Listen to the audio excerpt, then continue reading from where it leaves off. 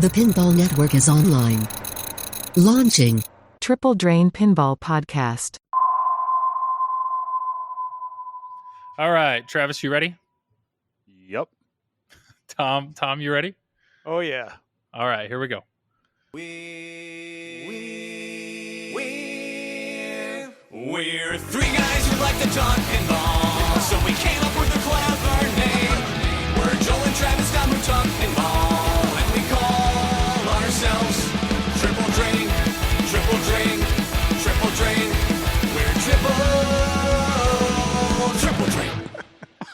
We're already. It's the intro song, guys. How are you already breaking up? We're looking at We're the doing notes. good. Or at least I am, and I misread it. It says deeproot Joel, Oh, yeah. and I thought it said dipshit Joel. Yeah. Tom put together the notes, so I know what Tom was trying to write. Yeah, to all the listeners, you probably think this is all just top. This is very structured, very planned out. We've got 20 words that are counting as our entire structure for this, and we did so great. Good.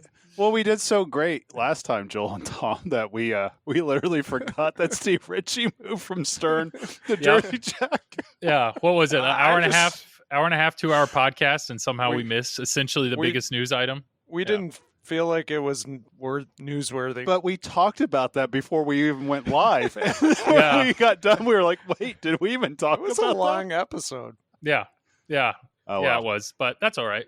Well, this was unplanned. Tonight was not, we weren't actually planned to record tonight because Travis and Tom are together. They're actually together. They played in a tournament this weekend that we'll get into, but Travis, you were supposed to fly home tonight. That's why it wasn't going to happen.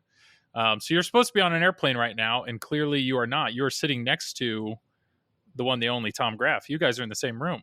Yes, we That's are, correct. Which is great for Tom because now on his little voice thing, it's it's going to go up and down a lot now. So yeah. Perfect. Yeah, Nobody could say I didn't talk on this episode. Unless they listen. So, but Travis, what happened? You were supposed to fly home. Oh boy, Tommy, you're that soundboard man. You were supposed to fly home, and you're not. You want to? No. Everybody loves airplane stories. I know they do. Well, basically, I just got notice about an hour or an hour and a half before we were going to go to the airport that, hey, your flight has been delayed due to weather. An hour. So that went over my connecting flight. The issue is there wasn't a thunderstorm cloud in the sky. So I have no clue what they were talking about. But apparently it was just so congested at the airport that flights coming in were delayed, but yet flights going out weren't delayed. So the paradox was my ass is going to have to run across Chicago O'Hare at the speed of Usain Bolt to get to my next. Yeah, I had 7 minutes. So like, to get across the airport. Yeah, so I told him this wasn't going to work. So I had to find a new flight with United. And lo and behold, they wanted me to pay extra money to switch my flight at first. And their first offer was literally the exact same flights I was scheduled to be on. And I'm like, and they wanted to charge me an extra $350 to make that change. That was pretty classic. To change it to the flight you were already scheduled on. Yes. Brilliant. Yes. Yeah, that's what I said. I just stopped the operator for a moment and I was like, look, I'm already on this flight and you're telling me right now because I made this phone call, you're going to switch me to my own flight and charge me $350 for it. I felt like, it was like putting down a deposit for a Raza. Oh boy. Yeah. Well, I'm glad, to be honest, I'm glad you aren't traveling. I mean, I'm glad we get to record tonight. Did you, I'm assuming you're flying out tomorrow. Did you get a new flight? Did you have to pay for it? No, I did not. Nope. I let them know.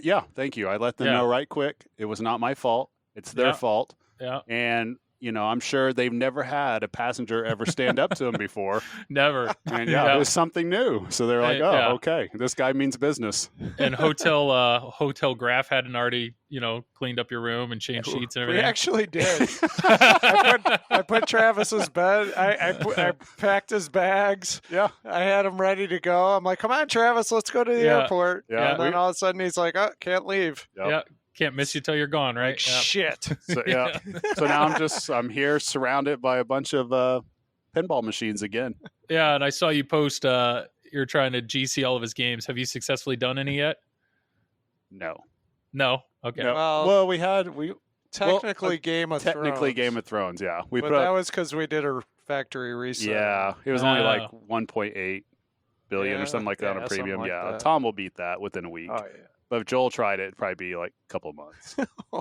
That's I was about to say that's fair. I was about to say that's fair. But I've been called out on Pinside. There's one of the guys said a drinking game should be every time I say that's fair, and then like double shots if I say friends and family. So apparently those are my go-to phrases. So I got to be aware of that. Got to be Why aware of that. do you think we got beers in our hands right now? Oh yeah, you ready? You ready to drink? We're doing the Joel drinking game. Oh, sounds like a good old time. So why don't we just start off then with the news that we missed? I know this is essentially old news at this point, but maybe it's worth just sharing our quick thoughts. Steve Ritchie going from Stern to JJP. Tom, I want that hot take. What do you got Okay. for me? I think it's I think obviously Steve wasn't happy at Stern. He maybe thought that his games were underperforming and maybe stuff was taken out of him, and feels like he needed a change, and feels like Jersey Jack's the answer as far as getting what he wants in the games. But what do you think? That's a summary of what Steve Ritchie thinks. What does Tom Graf think? I don't care. Okay. I'll probably end up buying it anyways.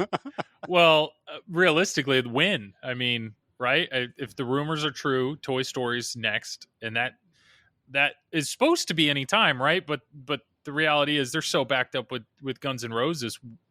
Well, it depends on Jersey Jack's production. Yeah. And they've been known to be kind of slow on that. So I can't see a Steve Ritchie pin for at least a couple of years.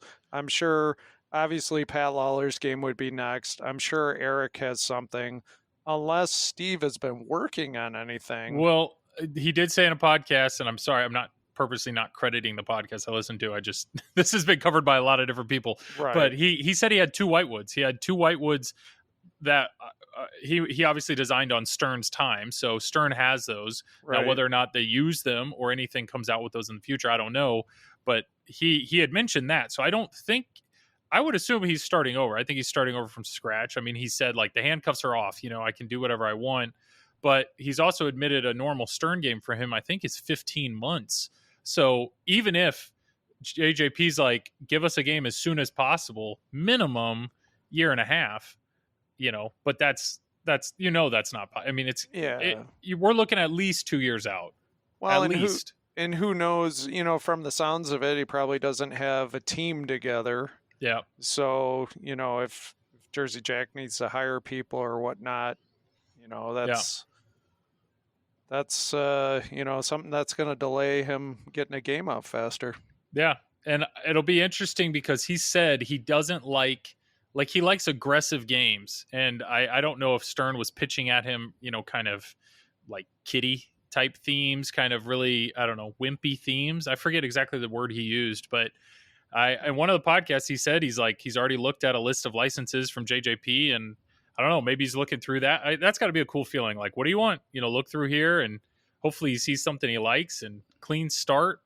I don't know. I mean, I'm rooting for the guy. I hope he does well. But I think whatever he does is going to be good. I mean, to be honest. So what consists of an aggressive theme? Well, look at like violence. He wants a game. Or? He wants a game that fights back, like Black Knight. Now Led Zeppelin, that's not aggressive, but like it's hard rock, like AC/DC. I don't know. He wants harder, and maybe in his mind, Star Trek, the fact that the ship is kind of rocketing the ball back. I don't know, but he wants you to fight the pin. Maybe he saw the last two Jersey Jack games coming out, which would be Wonka and Guns N' Roses, and thought, this is the direction I want to go with my pins. So Wonka is an aggressive pin. I Those think pop bumpers are. shot layout. I think it is. Well, see, so that's what I don't understand. Is he talking about theme? I thought he was talking about theme being aggressive. I thought it Right? was themed too because he likes Yeah. those, high speed. He likes the chase themes. He likes the battle games. He likes So what's that the kind of stuff. what's the wimpy themes that Stern has come out with recently? Let's see: Mandalorian, Avengers, Led Zeppelin.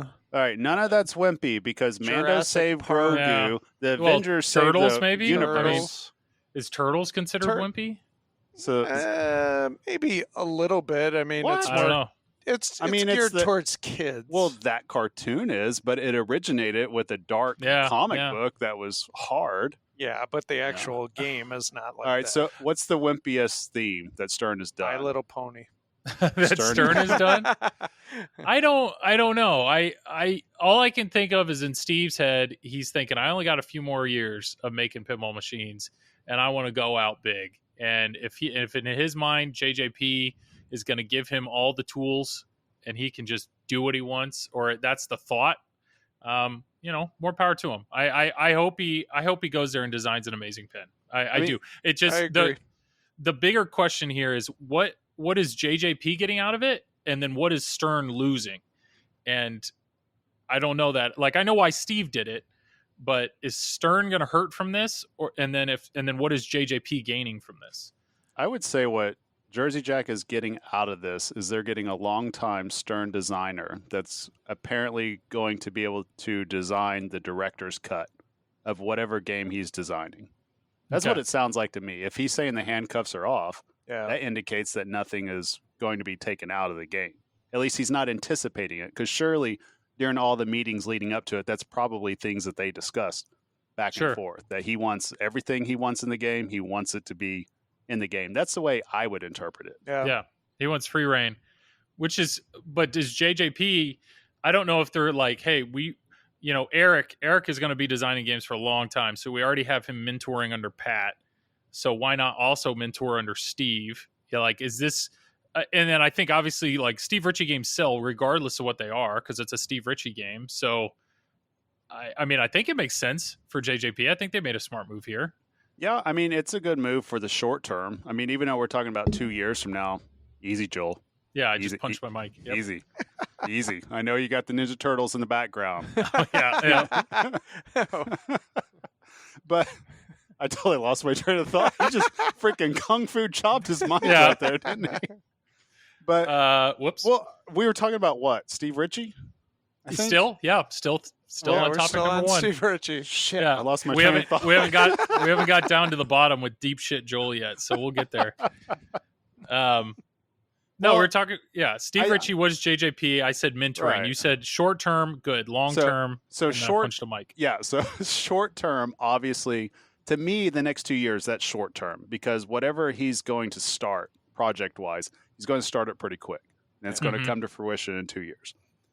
But long term, what is Jersey Jack going to do to find another designer? Because Right. facing facts, Pat Lawler and Steve Ritchie, what are the odds that in 10 years from now they're designing? Or what are the odds that they're designing 5 years from now? Right. Because at some point you need to get new blood in there. And if you have those two in your stable already, it's better to get people in there and get them mentorship and get them up to speed and help them out. That's the way I would look at it, but the way pinball design is, there's really nobody young that designs pinball. I think Yeah. I think everybody is There's only two people I can think of besides Yeah, Eric and Yeah. Scott Denisi. Well, Right. technically, Bug.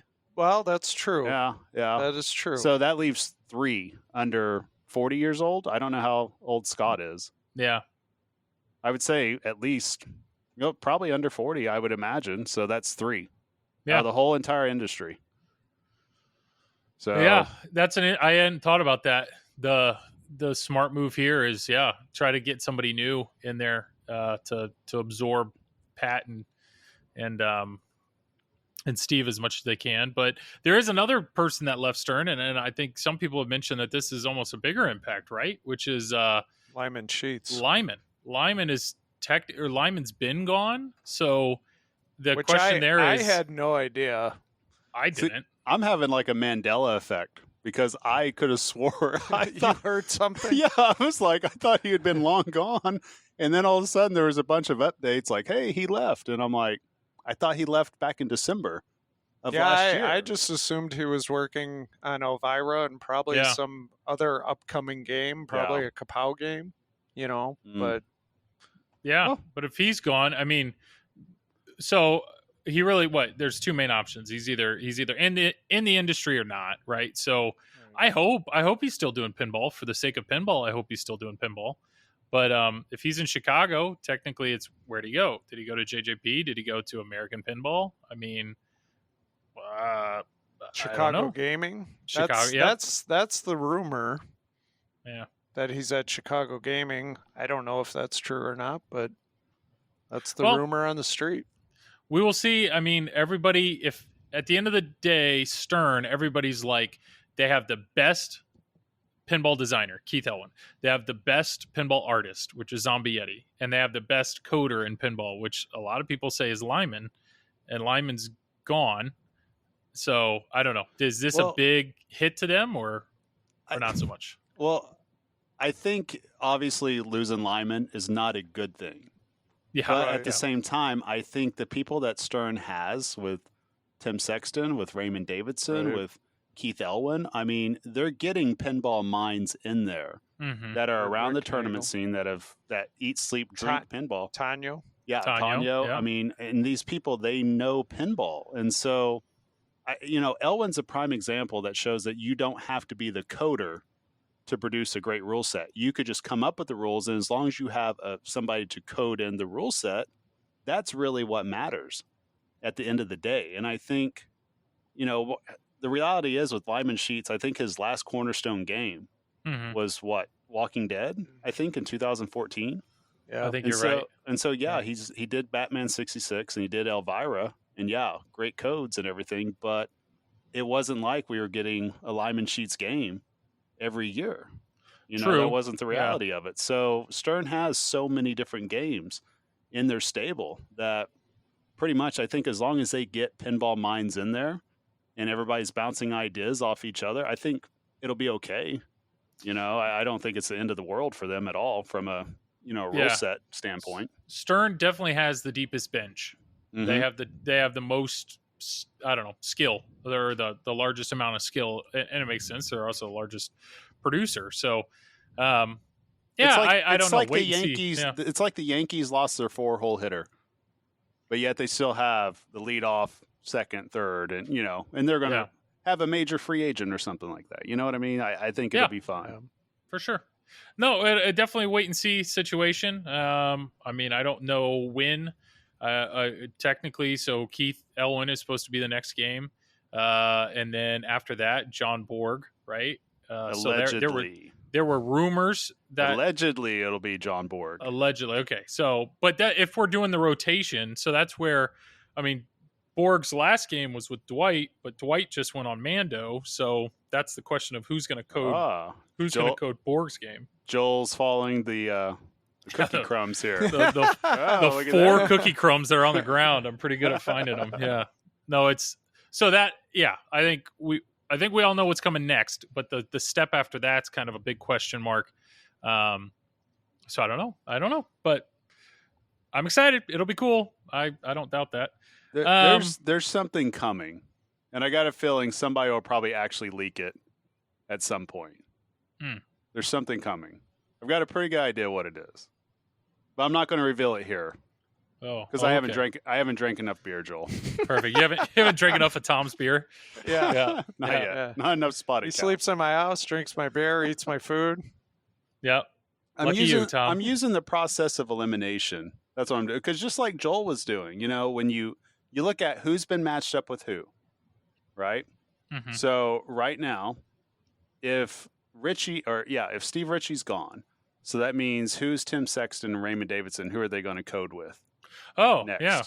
You know what I mean? If Lyman's gone, so people, it's like the stable's going to mix up a little bit. Because Tim has always been with Steve. Right. Yeah. Exactly. So I didn't even think about that, but that makes Right. total sense. So it's just putting pieces to the puzzle together, and trying to make an educated guess, and I guess that's fun in itself because there's like 80 of us out there that like educated guesses on what the next pinball machine's going to be. So there you go. Yeah, nobody spends any time speculating on what's coming up next in pinball. Not at all. Nobody does. Well, here, I'm going to just completely skip ahead in our notes. Let's just stick with Stern for a second. So, Stern, huge announcement this week. And the reason I thought of this was Tanyo. I know on my podcast, just another pinball podcast, Tanyo and George had said, something's coming out. Wow, they're mocking me on camera. Who would have guessed? Something big was coming out in August, and then after that, Tanyo was going to be freed to do his next game. So that's why, Tanyo will be back in the mix with Coders. But the main thing that Tanyo has been doing, Tanyo and George, they just announced this week, was the online, Insider Connected? Is that right? Yep. You got it right. Insider Connected program, which, whoever wants to go first. Travis, what were your thoughts when you saw that video drop? Excited. Hey, yeah. Which video? The teaser or the teaser video? or when George Gomez talked about it? Well, fine. Let's ride that roller coaster because apparently your view changed. Let's talk about the teaser first. Okay, the teaser. All right, the teaser. I was super excited. Like I was fired up because this is something that we have even talked about since Joel is shilling his podcast. I'll shill our podcast. When we talked about this if the news would have dropped on Triple Drain, that's fine. But we speculated on this, like what could it be? And one of the big things that we talked about, and that I know that I personally said, my goodness, was that I really wanted to see achievements built into this. That's something to me that would be really cool. And that's something that I've been talking about for a while on my podcast. Hey, what's your podcast, Travis? It's a pinball podcast. Thank you, Joel. Thank you for that setup. Yeah. Appreciate it. Everybody go out and listen to it. You'll love it. It's great. But that's something I've been saying for a while that I really want to have. It's achievement. Stop laughing, Tom. You're screwing me up here. Sorry. Yeah, so the teaser... I'll drink my beer. The teaser was, just super quick. Oh, look, they laid their phone on the machine. Oh, look, her name's now up on the screen. And then it kind of flashed, like, achievements, rewards, point tracking. So it was very bland, like basic. It was a teaser. And then... just the very next day, there was a very good video that George Gomez was basically talking his way through what this actually is. And apparently, Travis, your view changed after that video. Just slightly. Like Tom and I, we had a conversation about this earlier, and I don't think it's nothing that's super negative. It's just one of those things. So what dropped is that in this, and I'm looking at this from the individual that owns it standpoint. I'm not looking at this from the operator standpoint at all, because obviously there's multiple facets to this. And if nobody out there knows what we're talking about yet, pause this, go to YouTube, look at Stern's thing, and then come back to us. And then this will all make sense. So they have, Joel didn't like that. Sorry. I changed looked my away. Mind. Yeah, he looked away. I changed my mind. Do not click away Don't from click the podcast. away. Stay on our podcast. Listen to this. And then after the podcast, go watch the video. Okay. Sorry about that. Shit. I looked away. I just lost like 6 of our listeners. Damn it. Okay, they're back. All right. Yeah. So welcome back if you went to go check out the YouTube video. But so they have achievements built into it, which I think that is so awesome. Like, I am really fired up about that because I grew up with achievements in games. I have Steam. I play PC games. I game as much as I can with my kids, by myself, with my wife. That's just what I grew up on for years at a time. And so seeing that progression in a game, that's what makes me come back to keep playing it. And one of the things about it is, it's like Pavlov's dog. When I see an achievement pop up, I want to check the score. I want to see what I did. And I like seeing completion. I like seeing 100% on certain things that I do. I like seeing 1,000 gamer score, like on Xbox. Yeah. And I like seeing that go up.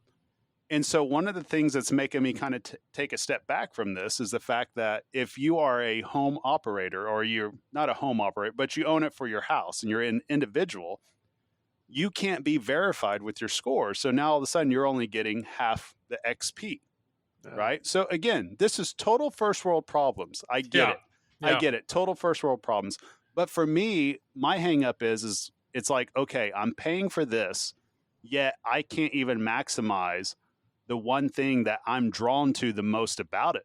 Like, I don't get all the benefit of it out of that. Now I'm just carrying around a score. If you're telling me, you're advertising it to me that I can show my score off to buddies and there's leaderboards and there's this and there's that, but yet now I'm going to be the schmuck in the corner that's not verified because everybody thinks I'm taking my glass off and just hitting switches, and if I'm going to beat a wizard mode, damn it, I want all my XP. That's what I want, And so I get it. Yeah. And so for me, I'm just like, I get it. It's a first world problem.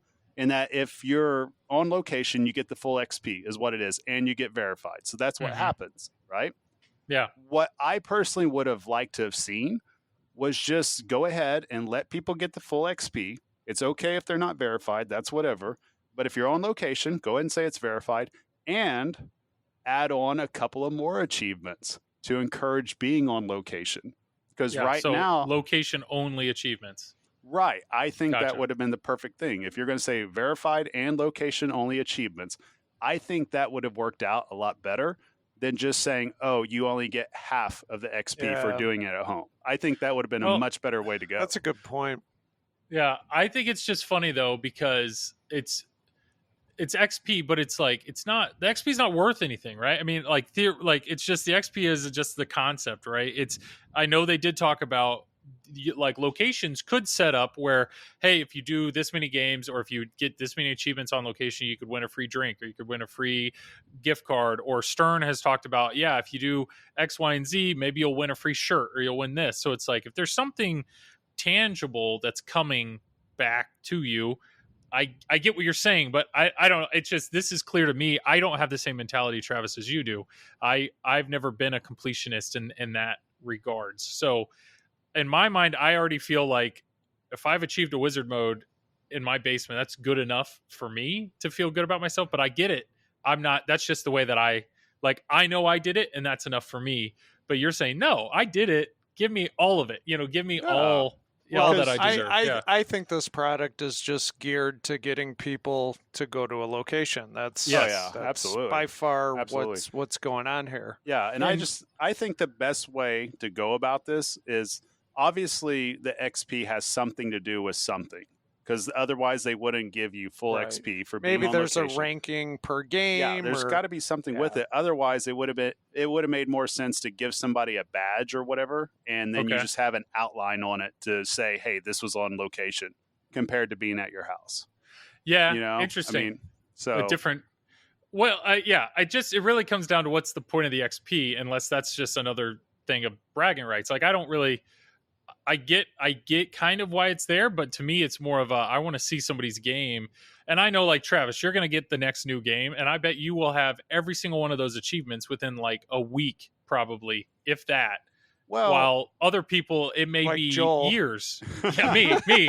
It may be quite a while before I get all the achievements. So here's the interesting thing about it. When initially I don't know if I told you guys this or I told somebody else this. I was like, this is a brilliant idea, because now I have justification for getting a pro in here each time, play through it. I have different options to go through.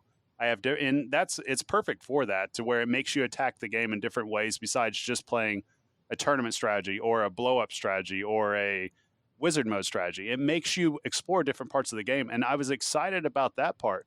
But then when I find out, okay, I have to pay the same amount of money as an operator to get the same thing, yet I don't get all the benefit out of it that they do.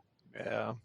So to me, it's like, what's the difference? If an operator can just play their own pin and get the XP, then I have, you know what I mean? Like, so that's just kind of a weird hang up to me. And again, it's a first world problem. I'll acknowledge that. It's a weird hang up, but I'm also a completionist, and my OCD is going to drive me crazy when I play through a pin and I'm like, oh, I don't have that. So naturally, because of this, I'm less inclined now to worry about this product on my pin at home.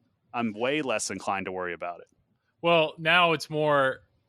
Yeah, I mean, Travis, you operate a few games. So what's odd is the fact that you could buy a Pro, you could bring it into your house, you could put this kit in, you could do everything in the game at home, but technically it doesn't count. But you could then take that exact pin, put it on location, and I don't know, do something in the settings, and all of a sudden you now could do everything again, and it's worth it. So how are they going to verify a home versus a location? I don't think they've said that yet, and I think it probably has something to do with the Stern Army thing. I'm willing to bet they're going to tie that in to it some way. Or there may be a totally different type of license, or I mean, that's another thing they really haven't talked about. That there will be a cost associated to buying this retrofit kit.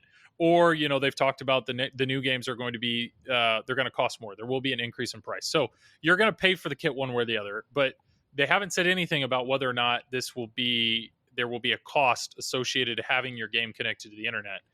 I have a Scorebit. Scorebit is I don't know if the right term would be a competitive technology, but Scorebit is there's a board that's in my TNA that's connected to the internet. And because of that, I can track my games on an app. I can see what my friends are doing. It's pretty cool. I really enjoy it. There's a bunch of other integration that it has, but there's a fee. There's a yearly fee for me to have my game connected to their system.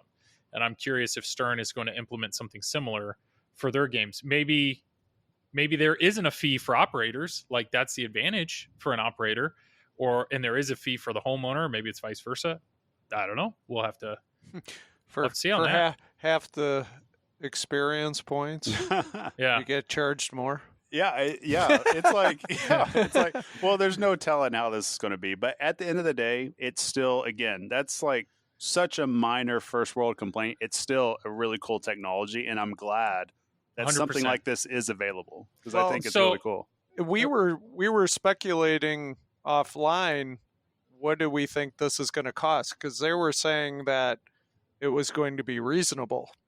Yeah. But what's reasonable? What would you imagine to pay for something like this for your game? This is also either being an operator or a home buyer. I'm thinking $99. In my opinion, 150, 200. Yeah. I don't know if I'd pay more than 200. If I hear reasonable, I'm hearing less than 100 in my head. I would hope so. But we are talking about so too. We are talking about a technology that's going on a product that's already going to be, $6,000, $8,000, $10,000. So what about this? So when Stranger Things came out, the UV light kit, right? The UV light kit on a premium, you had to buy. Which one was it? It was one of them. The kit came with there was a board, there was the LED bars, and it came with new plastics and a new apron. Mm-hmm. And I forget what that kit cost. It was like $150, $200. $250. $250? I thought it was more. I think it was $250, wasn't it? Oh, $350. Wow. I bought a used one and it came with the game, so I have no. I can't just remember. Guessing here. I thought it was about. I thought 400. It was 400. Okay. Tom says 400. I thought it was like 250 max, because it was one of those things where I wish we had this thing called the internet. Let's let you guys Google. But I think it was like 250. The reason being it was low enough that people were like, why isn't this included? It's not like a topper that's $1,000. It was low enough that people were like, why was this not included? But yet it's high enough that it's kind of insulting that we had to pay for it. Yeah, I wasn't a big fan. I love how the UV kit looks. I was not a fan of that not being with the game. At the very least, I feel like that should have been with the league. It's $279. Okay, see, that was close. So I know on a Pro, apparently you're going to have to buy it'll be a new apron. It'll be this QR code reader, this little camera, and I think there's another board. So I don't know. I mean, it's just one of those things where if it's less than $100, I think there will be a bunch of people that'll buy one for every game they own. But once you get over 200, 250, all of a sudden people are like, no, I'm not.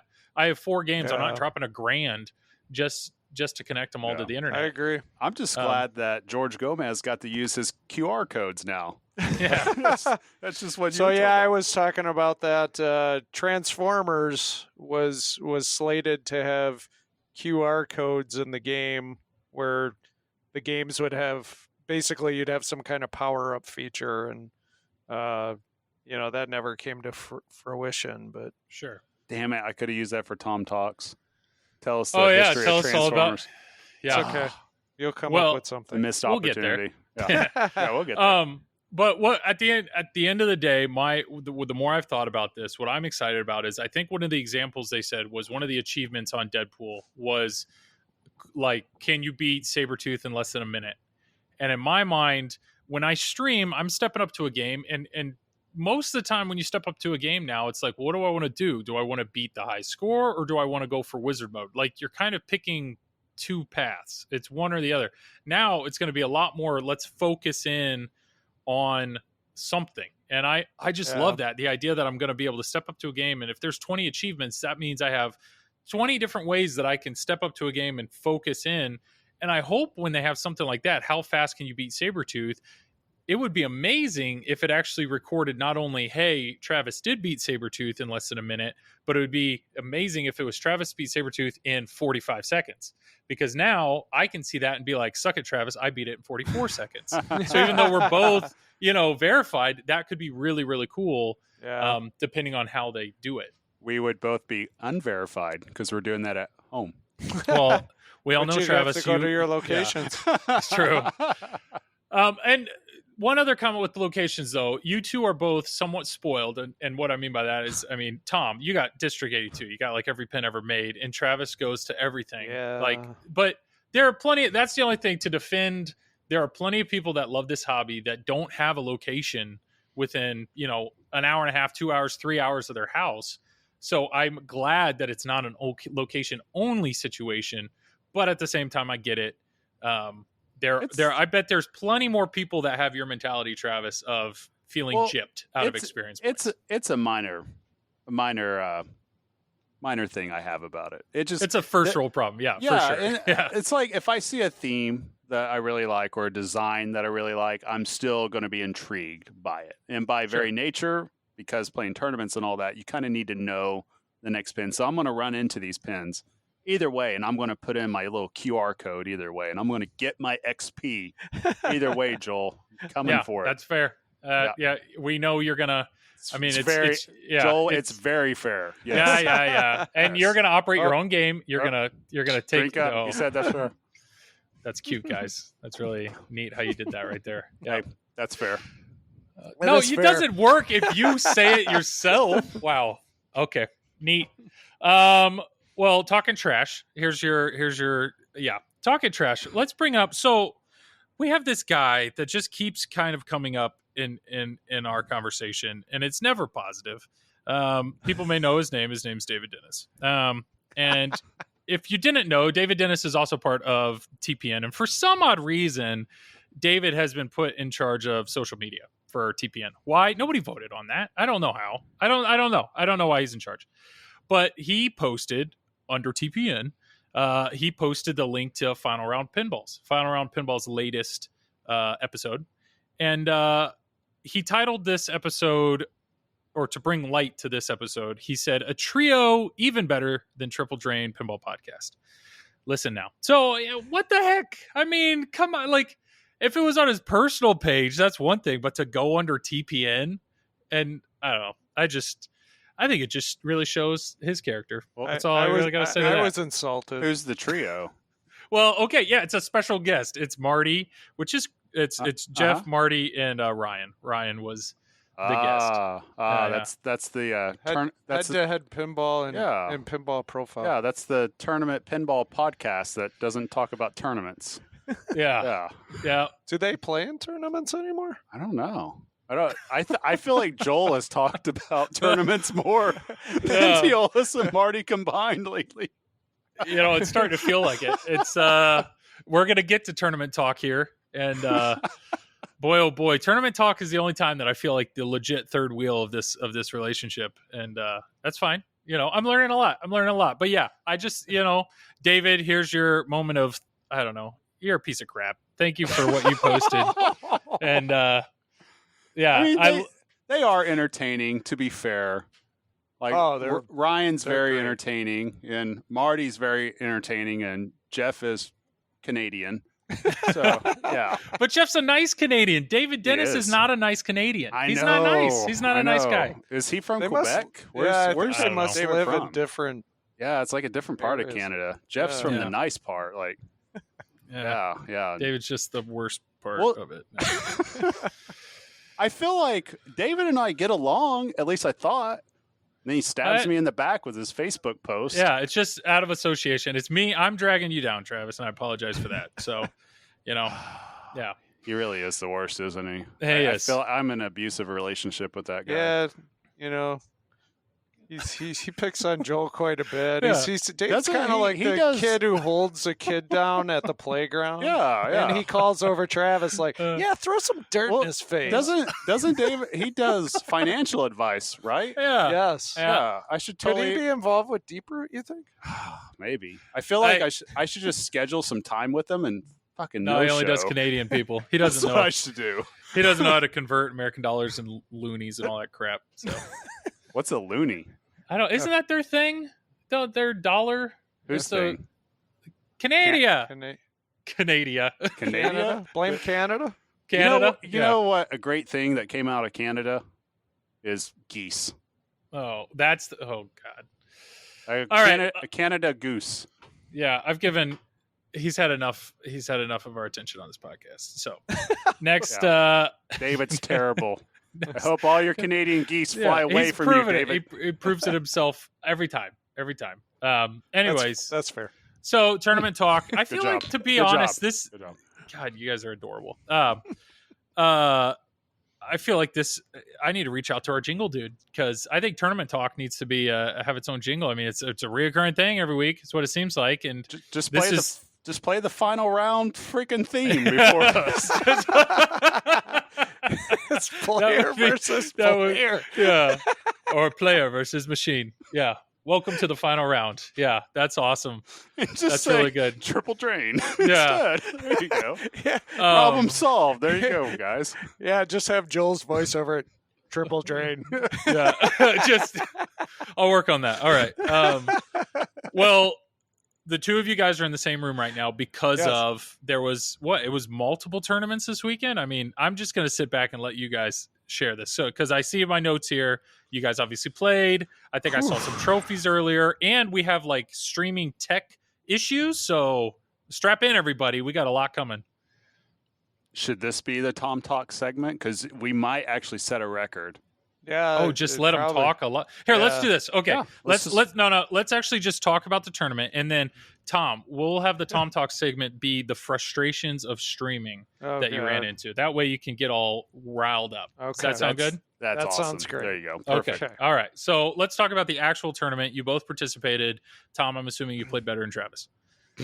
In the first tournament, I did, but in the second tournament, actually, Travis knocked me out of the tournament.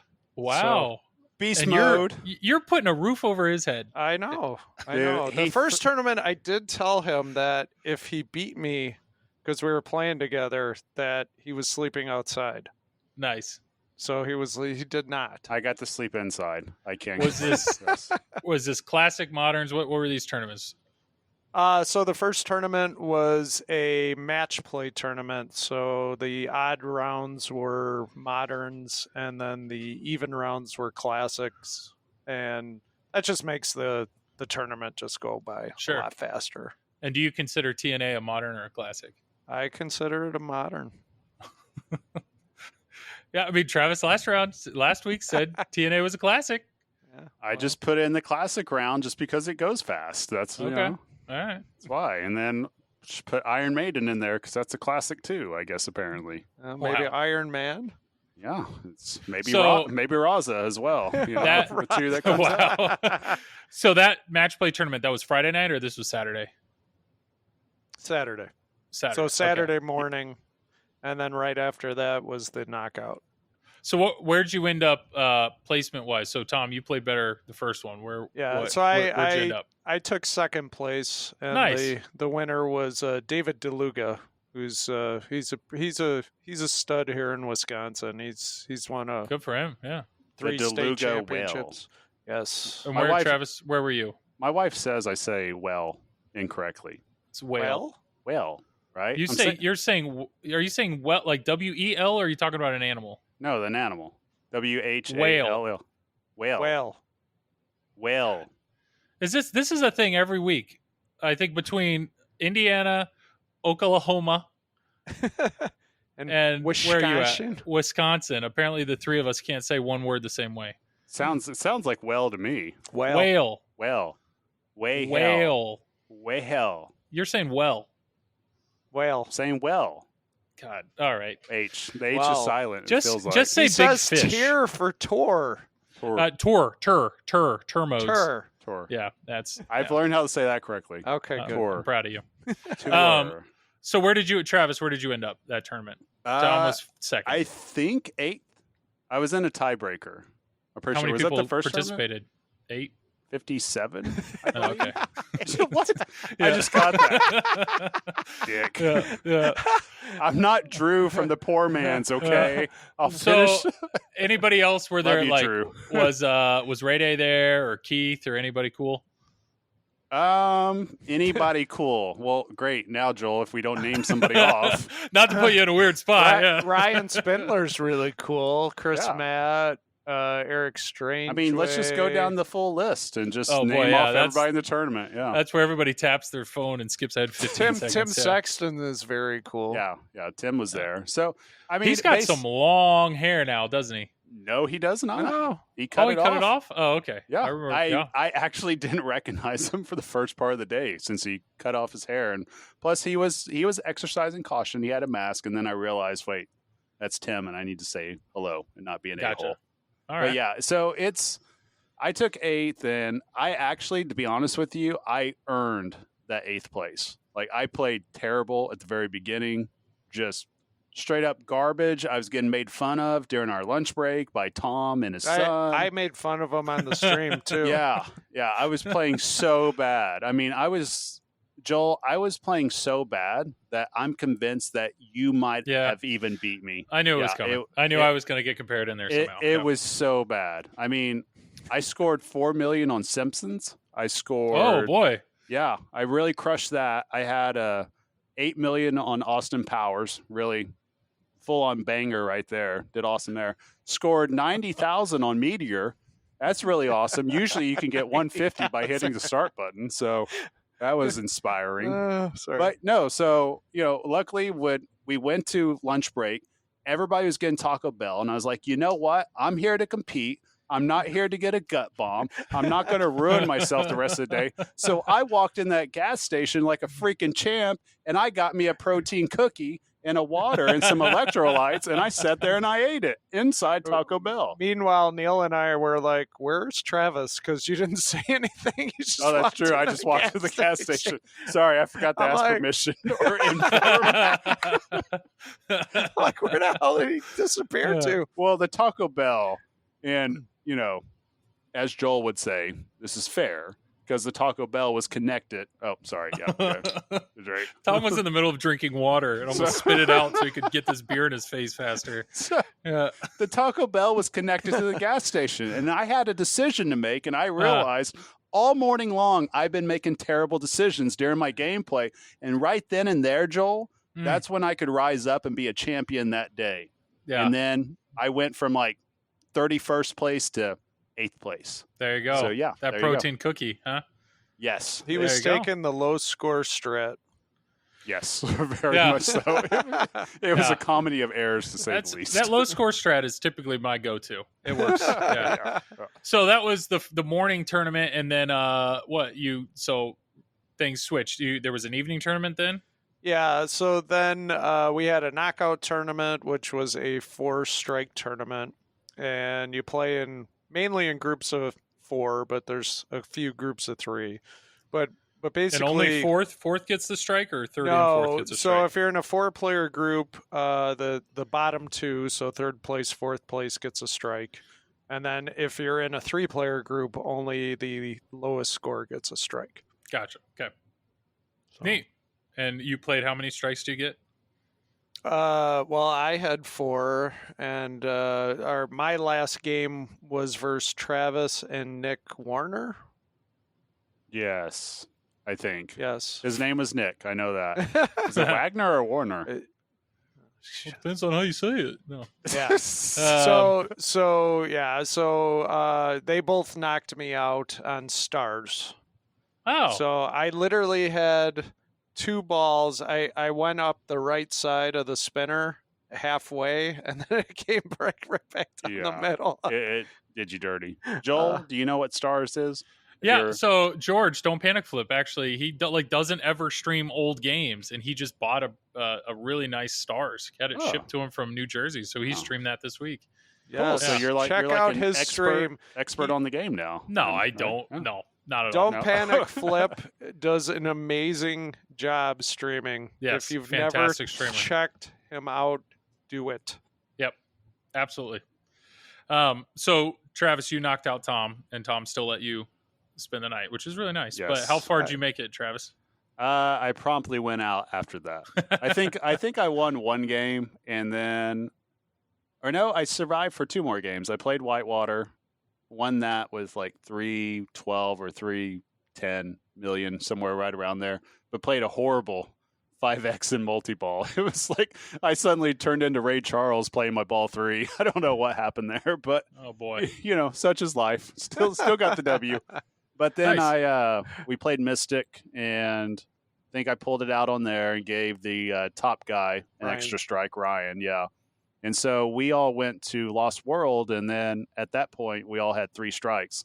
So it's basically one of those things. If you took last place from here You're on gone. out, you're gone. Yeah. And so I managed to do just that. I achieved my goal and got last place. And if I say my goal, that's yeah. So Yeah. it was well earned. I did not play that very well. I had some key shots I could have executed on, and I just simply didn't do it. Just Nice. flubbed up a drops. No, not was it a live or a drop? I can't remember. Anyways, I had a flipper fumble right down the middle. Yeah, on stream. Highly embarrassing. But what can Somebody you do? clip Yes. it? I hope somebody clipped it. Fox City's Pinball. They probably did. Yeah. I mean, it was easy Yeah. all day, and it just went right off the flipper. And I was like, okay, well, there you go. Then I had a shot at a stand-up target that would have given me, I think it was, 3X with my bonus, and not that it would have mattered, but By that time, I was so tired. Everything you're was done. blurry. oh, So yeah. Where'd you end up then? Well, I took 3rd, but this is a good It's a good segue. this is a good segue to Tom Talks Okay. about what went wrong, because there was a major thing that went wrong before that Lost World game. That You was- know what? Now that I think about it, the reason why I lost that was due to this Oh. delay. Of course, Yeah. it was my fault. I was sabotaged. I Of realize course. this now. Of course. Joel, Well, thank you yes. so much for bringing this up, because you and me I'm being ready. able to talk this, All right. being able to talk this out. Now I know what happened that last game. It wasn't my fault after all. I feel so So, much better about this. We need to get into this. And Yes. so I have a Tom lot to Talks, if you say. guys remember, last week, Glenn submitted a, congratulations to our episode 5, and he was talking Okay. trash to Jason Liebel. Yes. And he said he was going to go bigger. He was going to go better. So we are going to get into Tom Talks here, but we have a new Tom Talks intro. You two haven't heard it, so let's give this a go. Okay. And yeah, tell Kinda me your thoughts scared. as soon as it's over. You ready? Here we go. I'm scared. Ooh, it's kind of rocking. Tom is old but nice, not willing to sacrifice many words.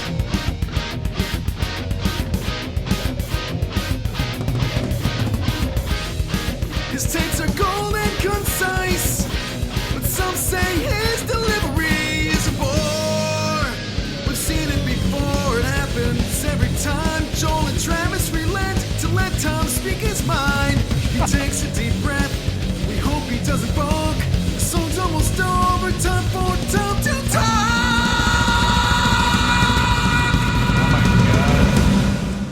Yep.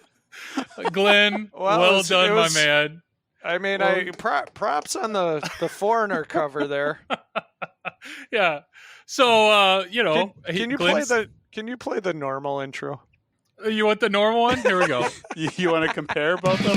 Tom talks, he's got something to say. Tom talks, he's got nothing to say. Tom talks, Tom talks. I got nothing.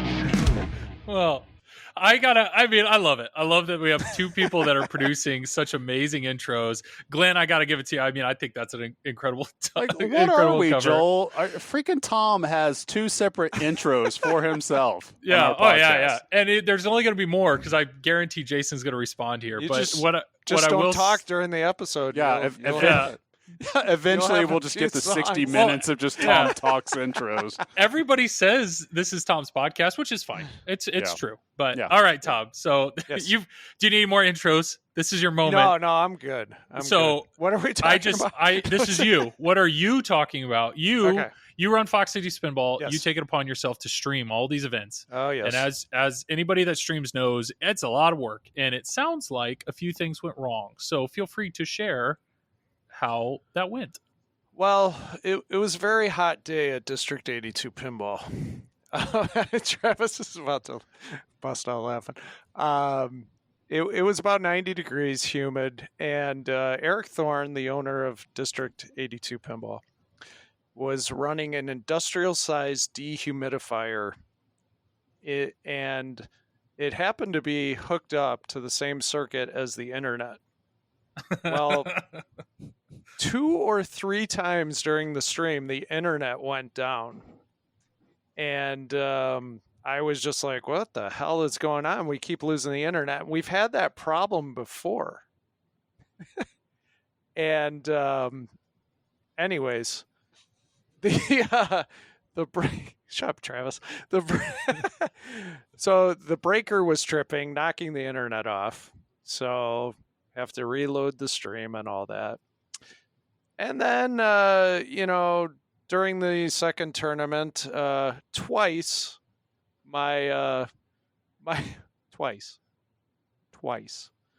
the one of the batteries and my wireless transmitter fell off the rig onto the floor. So I had to get everything set back up.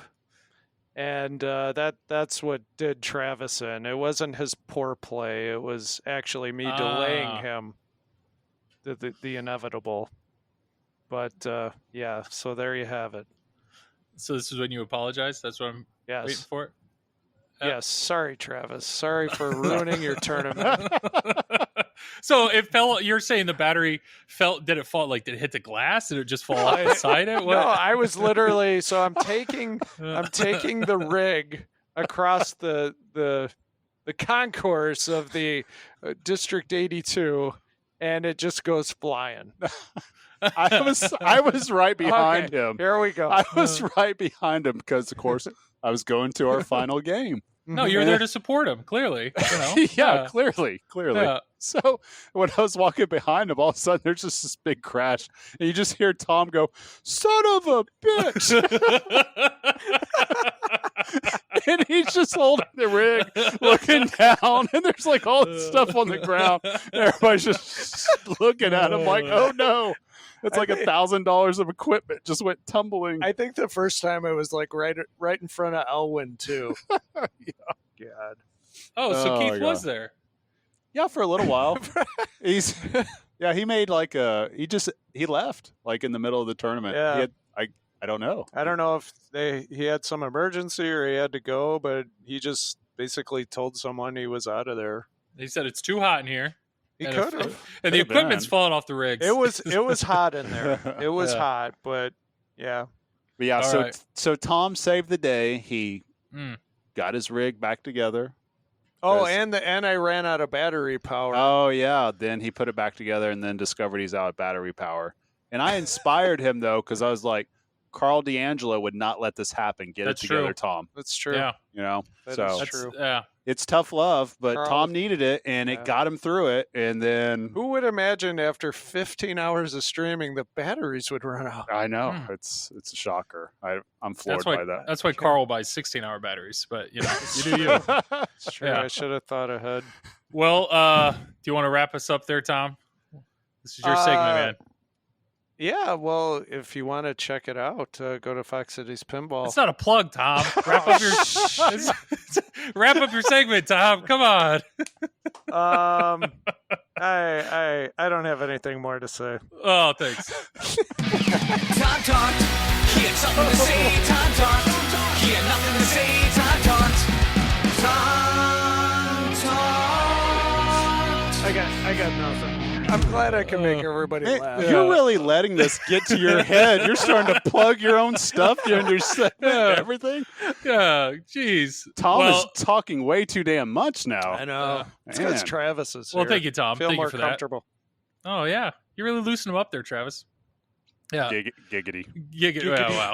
Wow. Glenn and Jason, like always, thank you for those submissions. Those are awesome. I hope people are enjoying those as much as we do. So I'm curious to see what Jason comes out with next. But yeah, what else do we got here on this list? I think we're to the good stuff. Yeah. Deeproot. What do we want to say? What do we want to say about what? Deeproot is in deep shit. Dude, did you guys see the pictures that are floating around out there of the facility, at least the outside of it? No. Like, it looks like nothing is there at all. Like, nobody's they been took there the for a bushes while. out or what? No, there's like debris outside. There's it's crazy. And I don't know. Everybody was furloughed, right? And then this came out. So yeah, it's such an unfortunate situation going there. Like, honestly, as much as I personally joke about it, I feel terrible. Well, for the people that let's are tell there. the listeners what actually happened, because some people may not know. So at which part? Like the main course. The main reason why this is all going down. Joel, you want to take point on this since we sure. There you Yeah. go. Let's go, Joel. You got this. Basically, what it comes down to is the head of Deeproot, Robert Mueller, has basically been charged by the SEC. Yes. He basically was spending all of Deeproot's money on personal stuff, and he was doing some weird stuff in the background and moving money between different things. And long story short, the investors were not getting money back. And did the investors even know that they were investing in pinball, though? They thought they were investing in a life insurance thing or something like that? There was a lot, yeah. And this is where I just I hate saying this, but he's a financial guy, correct? Yeah, but what I was going to say is I thought he's a lawyer. Yeah. David Dennis on the Pinball Show. David Dennis actually did a really good job explaining this. Yeah. Feel free to listen to that. I don't like saying that, but he did a Don't really good go job. over there now, though. Yeah. Wait until you have nothing else going on, like you're on the toilet. Yeah, literally just. Or your wife has told you, "Hey, we need the lawn done." You're like, "Okay, how can I do something that's even worse than mowing the lawn?" And then you just want to hear, That's it. Get really intoxicated. It's the only way to really get through it. But he did it. That's fair. Yeah, that's fair. Yeah. Yeah, there you go. Cheers on that. Yeah. But it's just, long story short, there is a bunch of out of beer crap that went down. Tom, get me one of your beers, thank you. Do you want Travis, me to go? Yeah, I'm gonna go get it. You guys, I'm gonna go because I don't talk. What? Okay. Oh boy. All right. So well, Joel, you and me, buddy. What the listeners don't know is Tom is not sitting there, so you may or may not notice a difference. But what it comes down to is it sucks because it's pretty much guaranteeing that if the SEC gets money through this investigation, through this lawsuit, one, there's a good chance Robert Mueller is going to jail or prison. Two, if they get any money back from this by selling assets or selling whatever, all that money is going to the investors. It's not going to go to getting a game made. Or go to the people that put down a deposit. For a game. Yeah. So it's unfortunately building a game, or the people that put deposits on, like, they're last on the list of other people that need to get paid first. So it's not. This is all allegedly. Alleged. Yeah. If everything does go through, it's not. Things weren't looking good for Deeproot customers, if you want to call them that. But now they're looking like really bad, and there's a lot of really good people that are caught up in this, and Steve Bowden would be one of them. He's probably number one nicest guy in pinball. Oh yeah, he's a great dude for sure. And even final round, we were talking about it earlier, but like Jeff Teolis, he had his voice was in Raza, and I can only imagine the amount of work he's put in to in his mind, I'm going to be in a game. and it's just, so there's a lot of good people that have their name associated with this game or this company. And it sucks that they're kind of getting dragged through the mud or looked at in a negative light. When it really seems like El Capitan, Robert Mueller, is really the guy that just drove this into the ground. Yeah, and that's what, for me, that's what really sucks, because you got people that are associated with Deeproot that obviously were working for them, and they're good people. And, we don't know exactly what was going on behind closed doors, but I have to believe that people that felt like that they were working on a game, that they were giving, their time and effort, blood, sweat, and tears into that. And that's got to be, just on a personal level, that's got to be a horrible thing, that you put in so much time to something. Yeah. And then it never comes to fruition. And you're expecting it to also. You're hitting all these dead ends, and then you're finally making breakthroughs, whether it's with code or some type of design or something, and you feel like you're getting somewhere, and then never to see it actually getting produced. Yeah. Right? That probably had to be frustrating.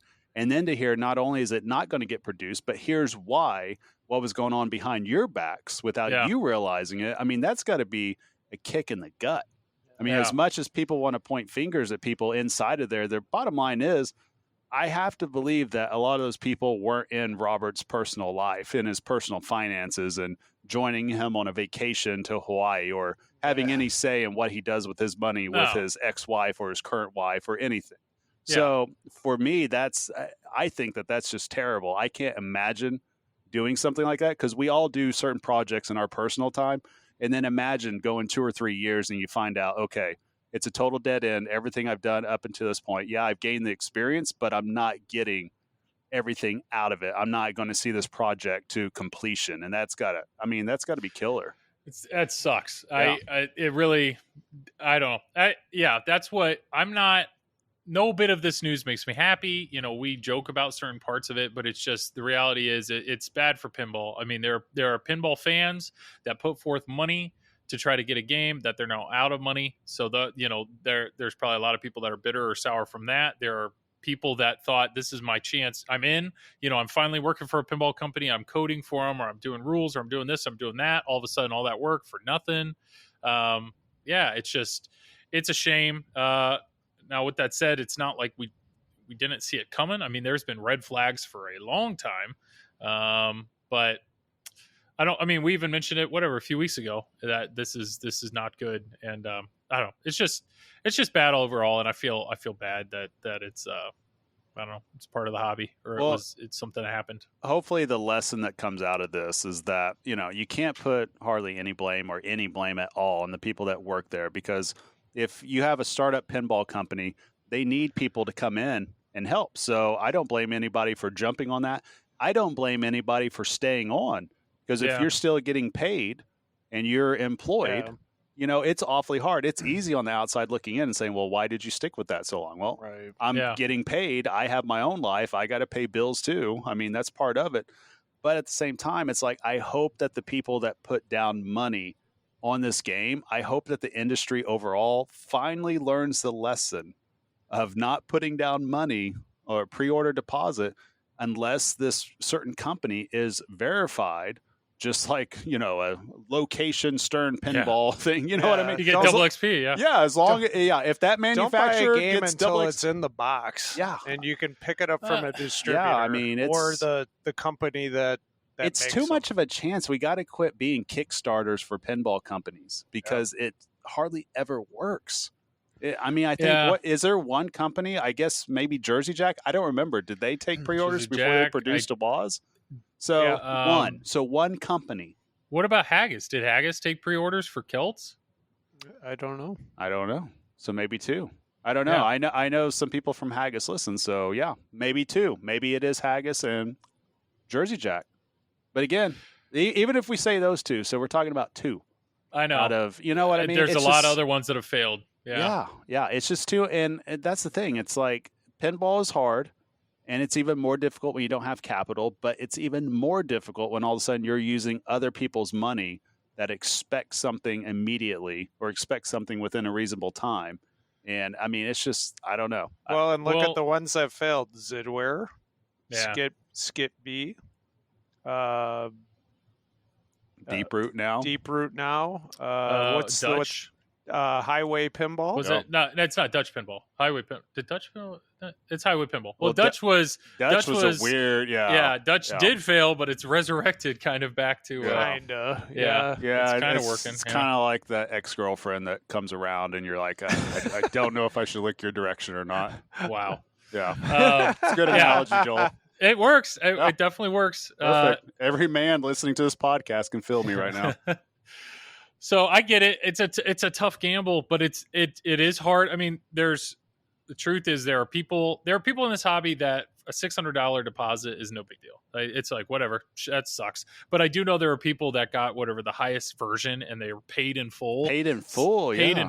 I mean, Oh. you're talking, what is that, like $10,000+? I mean, I don't even that know what sucks. Oh, God. That sucks, and that's got to suck for. I don't know how. I mean, if you're that rich, that $10,000 is not a big deal. I mean, good for you. But Yeah, that's Yeah. like the type of people that just go outside and just light their cash on fire, Yeah. just Hell for does fun. that? Yeah, yeah, really rich people. Yeah. right? Well, I'll take Good. some of that. Well, they're in the Bitcoin now. So, Bitcoin. but it's tough though because like look at Haggis. I'm so excited and like I have no stake in the game, but I'm like proud of Haggis. I'm proud that they're I understand that for somebody to start up pinball, somebody's got to take a chance in some capacity. So I don't know. What makes Haggis great though? They give consistent updates. Their communication is They incredible. communicate. So Yeah. now everybody knows. They 'Cause also have at a least Jersey factory. Jack communicates. Stern Yeah. communicates. Yeah. If a pinball manufacturer or anybody associated with pinball communicates, Yeah, Spooky communicates too. They do it Spooky's great. doing They're it well. Yeah, they're Yeah. showing all the Halloweens. Well, all- Yeah. I mean, yeah. you could say that Deeproot was communicating because Robert Mueller was on Not their- visually. not yeah. visually. Not visually. Not visually. Besides Well, the pin pod. they did have a game. I mean, they did have an actual physical game. You Yeah. played it.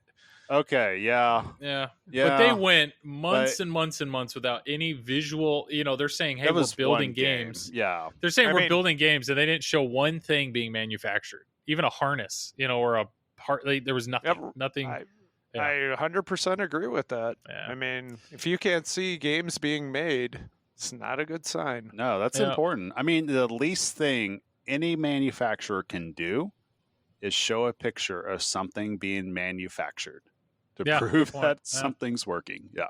Yeah. And more than one. Yep. At least two.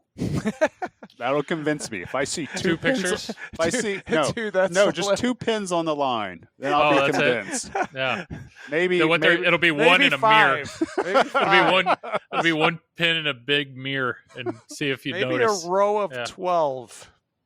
Oh, Well, Spooky does it perfect because they show like the whole thing Yeah, all the the way whole down. Jersey Jack. Spooky's doing it shows- right. Spooky's Yeah. doing it right. Yeah. Well, I know we gave him a hard time last week, but the reality is, when it comes to building, they are doing their job. They're doing a good job. Hey, the Yeah. bottom line is, it's great that a pin comes out that we can dissect and either agree or disagree with it. Sure. That's something because for us, disagreeing or agreeing on something, somebody else out there, that's going to be their favorite pin. And at the Uh-huh. end of the day, that's all that matters. Yep. Sure. How you like your pin. Yeah. Exactly. Well, let's. Anything else? I hope maybe this is probably the this may be the last time we talk about Deeproot. So I doubt we're going to hear anything good here. Here moving forward. But I just hope. Yes. Yeah, I hope people like Steve Bowden. Find a. Raise my Find glass a- up. No, you need to pour some out. For the homie, right? Well, So, I don't want just- I don't want to ruin carpet. Tom's LEs. He's got a Mando Oh, right boy. here. Okay. Yeah. Yeah, but I don't know. I hope I hope everybody that got wrapped up in that, comes out ahead somehow, or I don't know. I wish them luck, but we'll see.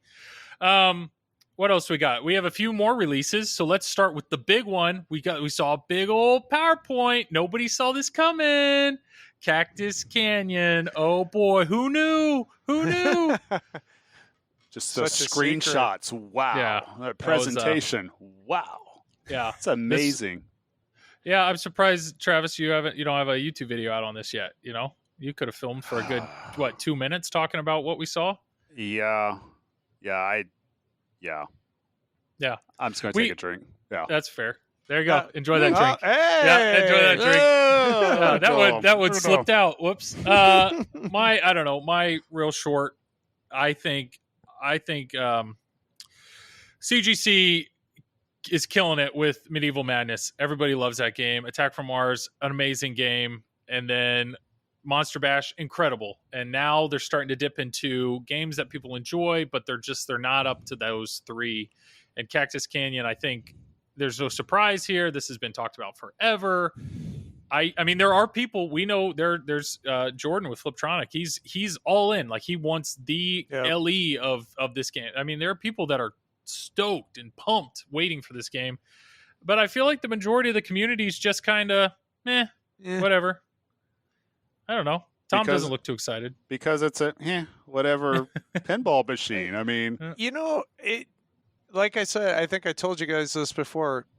5 years ago, I would have been super excited to get one, but with all the new pins coming out and the depth and code, I'm just not real excited about a Bally Williams title coming out. Yeah. From what, 20, 30 years ago? Yeah. They said they finished the code. Okay, so that's a good point right there, That's a good Joel. point. They finished the code. But here's the thing, though.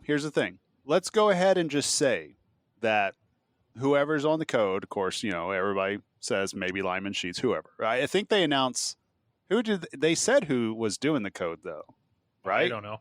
In their PowerPoint present, nobody watched it? I didn't watch the PowerPoint. Nobody looked at it? Nobody saw the screenshots? I know there's somebody that coded it. Anyways, so what I'm getting at is here. Let's just pretend that the code has been redone. It's been refined. It's complete. It's going to be one of those things that some people on Pinside are speculating will be game of the year if it has the correct code, which I think is batshit crazy, but yeah, so it's been said. But let's go ahead and compare that then. I think the fair thing to do is to take this pin and now let's compare it against Stern's Best. And let's just act like that we're looking at this pin and we're looking at it as if this design was a design that's coming out this year. This is a brand new pin. I truly believe that this theme would get ripped to shreds. And I think the overall design would just be met with, And I think a lot of the things on the playfield, people would absolutely hate.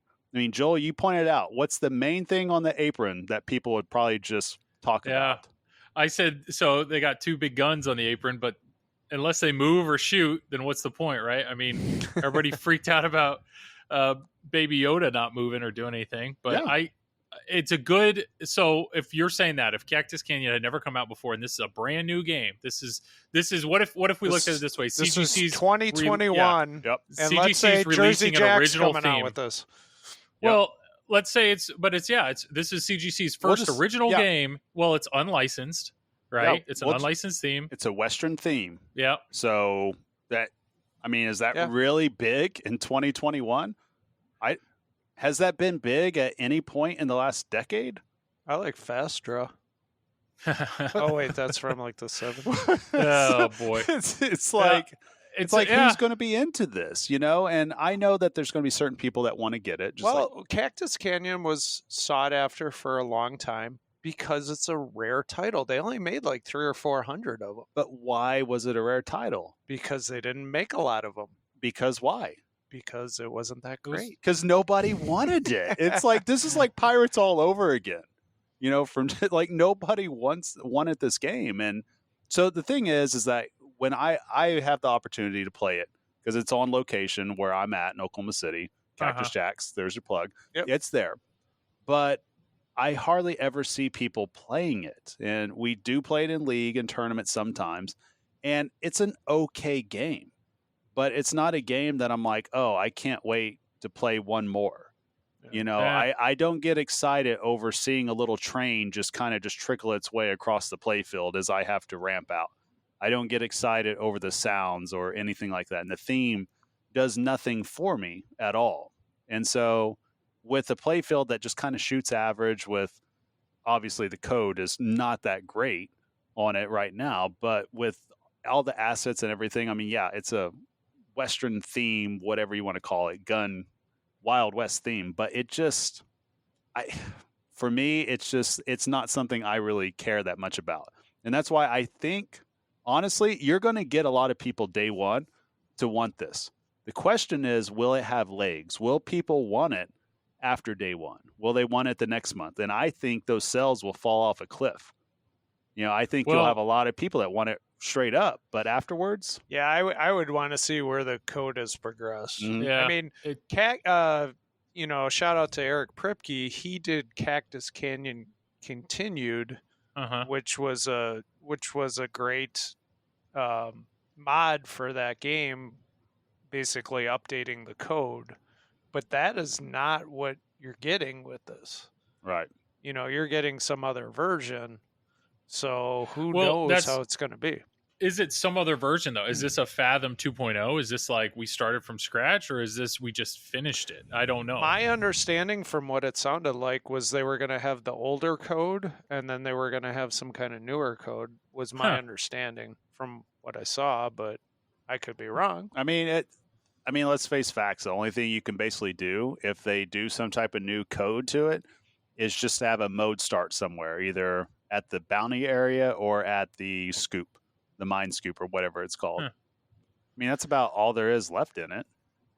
I don't know. I mean, it's they said they've already made like 800 something playfields. I do think it is interesting. They've already announced that they are planning on making more Medieval Madness in 2023. So does that mean A, they've either added a line, or B, do they think they're only going to need to make Cactus Canyon for a year? And then let's go back to the honey hole of Medieval Madness. I think they're well aware of what will move units. Because there's no way you cannot, nobody can convince me that Cactus Canyon will move the same amount of units as a Monster Bash, an Attack from Mars, or a Medieval Madness. I could be totally wrong. Yeah. But I don't see it, because those three that I just list off, those are banger of pins. Those are, I mean, everybody loves those pins. And Cactus Canyon, I'm just telling you, the thing about Cactus Canyon, not too many people have time on it. Everybody has time. I've never played it. Yeah, that's what I mean. It's just the unknown thing. And I think when a lot of people play it, they're going to find out that it's not in the same tier. I guarantee that the people that have played it, they're telling the truth when they say it's just kind of an average pin. I'll be interested. Like if we ask Zach Mini, flipping out, bye. If we asked him what, like in 8 months, would you rather have 20 Cactus Canyons dropped off for you to sell, or 20 Medieval Madness? I'm curious. At the end of the day, you probably be easier to sell the 20 Medieval Madness, I guess. I don't know. Well, I think because it's something new, but Cactus Canyon might do well initially, but there'll be plenty that buy it. Yeah, but I mean, if you're looking at, say, the Pinside Top 100, now that's the Bible, Bible, but Cactus Canyon's ranked 48th on that Top 100. So, compared to the games they've already produced, Medieval Madness #1, Tech from Mars #4, Monster Bash #5, I question whether it's going to be this home run title. Yeah. Didn't Travis, you said, right? Didn't you say in regards to like on location play, nobody touches the Bally Williams stuff? No, it's the Stern. Much. Yeah. I mean, the thing is that the Sterns, they're monster earners. I mean, I think pretty much everybody can attest to that. I mean, I'm sure there's some place out there that they might have that one Bally that just crushes, but sure, it's location dependent as always. But more people, you put an Avengers next to a Cactus Canyon, which it pretty much is. There's a stark difference between those two. Yeah, and I know I was actually talking to the owner of Tappers, shout out to them, here in Indianapolis, Indiana, and Jeff basically said, I asked him about Mando because they just got a Mando Premium, and he goes, well, I really don't like playing the games unless, like, he prefers to play games during store hours, just because he's like, as an owner, I don't want to be that guy that's playing his game all night and setting high scores and being a dick. So he goes, I have not been able to play Mando. Like, there's always somebody playing Mando. And so he's loving it, obviously. Like, he had a Pro, and then when the Premium came out, he's replaced it, and it made a few grand, the Pro, in like a month. I mean, it's stupid. Like, it has been killing on location, and I can almost guarantee there's no way a Cactus Canyon is going to have that type of pull as a Mando does. No, like put Cactus Canyon up against Stranger Things, Yeah, Rick and Morty, Mandalorian, Avengers. Yeah. I mean, that's Sure. it. Just we'll put it up against an attack from like some of these places. They'll buy it, put it up against Attack from Mars and Medieval Madness. Now what? You Yeah. know what I mean? It's just not in the same ballpark. I don't know. Well, I'm excited to see what they do. I'm excited to see what they changed on it. They said they tweaked the art. I'm assuming the light show is great. They probably redid all the animations. If they've improved it, great. I hope it's a good Interactive improvement. topper. An interactive topper, something like that. I mean, it's still cool. There's more pinball, but honestly, I mean, it's just facing facts. If you had the choice between producing more Medieval Madness or more Cactus Canyon, you're going to say Medieval Madness. Yes. Sure. All right. Well, I don't have a witty transition here. I don't. I got nothing. The hell, Joel? Yeah. P3. So there's your transition. P3. Let's Tuesday. Tuesday was a really I'm curious what your thoughts are, but I personally am very intrigued about the P3 system, and I think it was really neat. On Tuesday, they announced that they, being Multimorphic, P3 Multimorphic, they made a new game for one of their pre-existing games. So they have one of their modules is the what is it, CCR? So it's something Cosmic Kart Racing. Cosmic Kart Racing. It's kind of a cool, I don't know, racing type Mario Kart type game. Way to go, guys! You're so smart, Travis. But that company made a whole new game for that physical game, and so they're just like, hey, here you go, Sorcerer's Apprentice, boom, done. Here's a new game. Go home, $500, download it. You can play it right now. And this was the first time, because I actually am part of the P3 Discord, just because I'm very intrigued by the program, and to see people like on their lunch break. We have an insider here, Tom. I'm not wow. To see people like on their lunch break, they just get to walk over their game and play a brand new game. Like, that's pretty cool. I think and there was a lot of really funny things, like driving home with my new game and it's a USB stick in their back seat. Like, I thought that was pretty witty.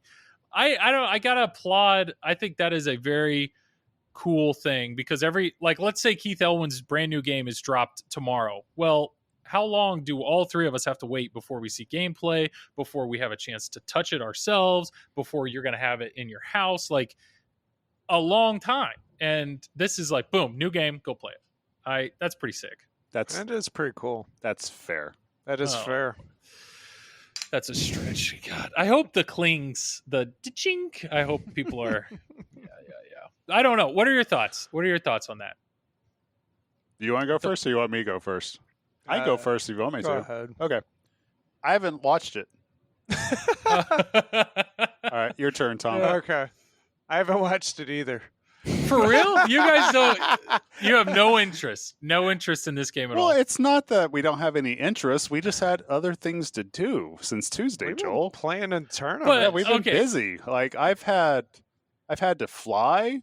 I've had to watch the Stern stuff. I've had to play pinball. Yeah, but the Stern stuff takes instant. You will drop whatever you're doing, and you're going to watch a Stern video if it's released. Well, yeah, I'm Stern fanboy, as the emails tell me. So yeah, I guess apparently so. I mean, me personally, I'm not super interested in the P3 platform. Okay.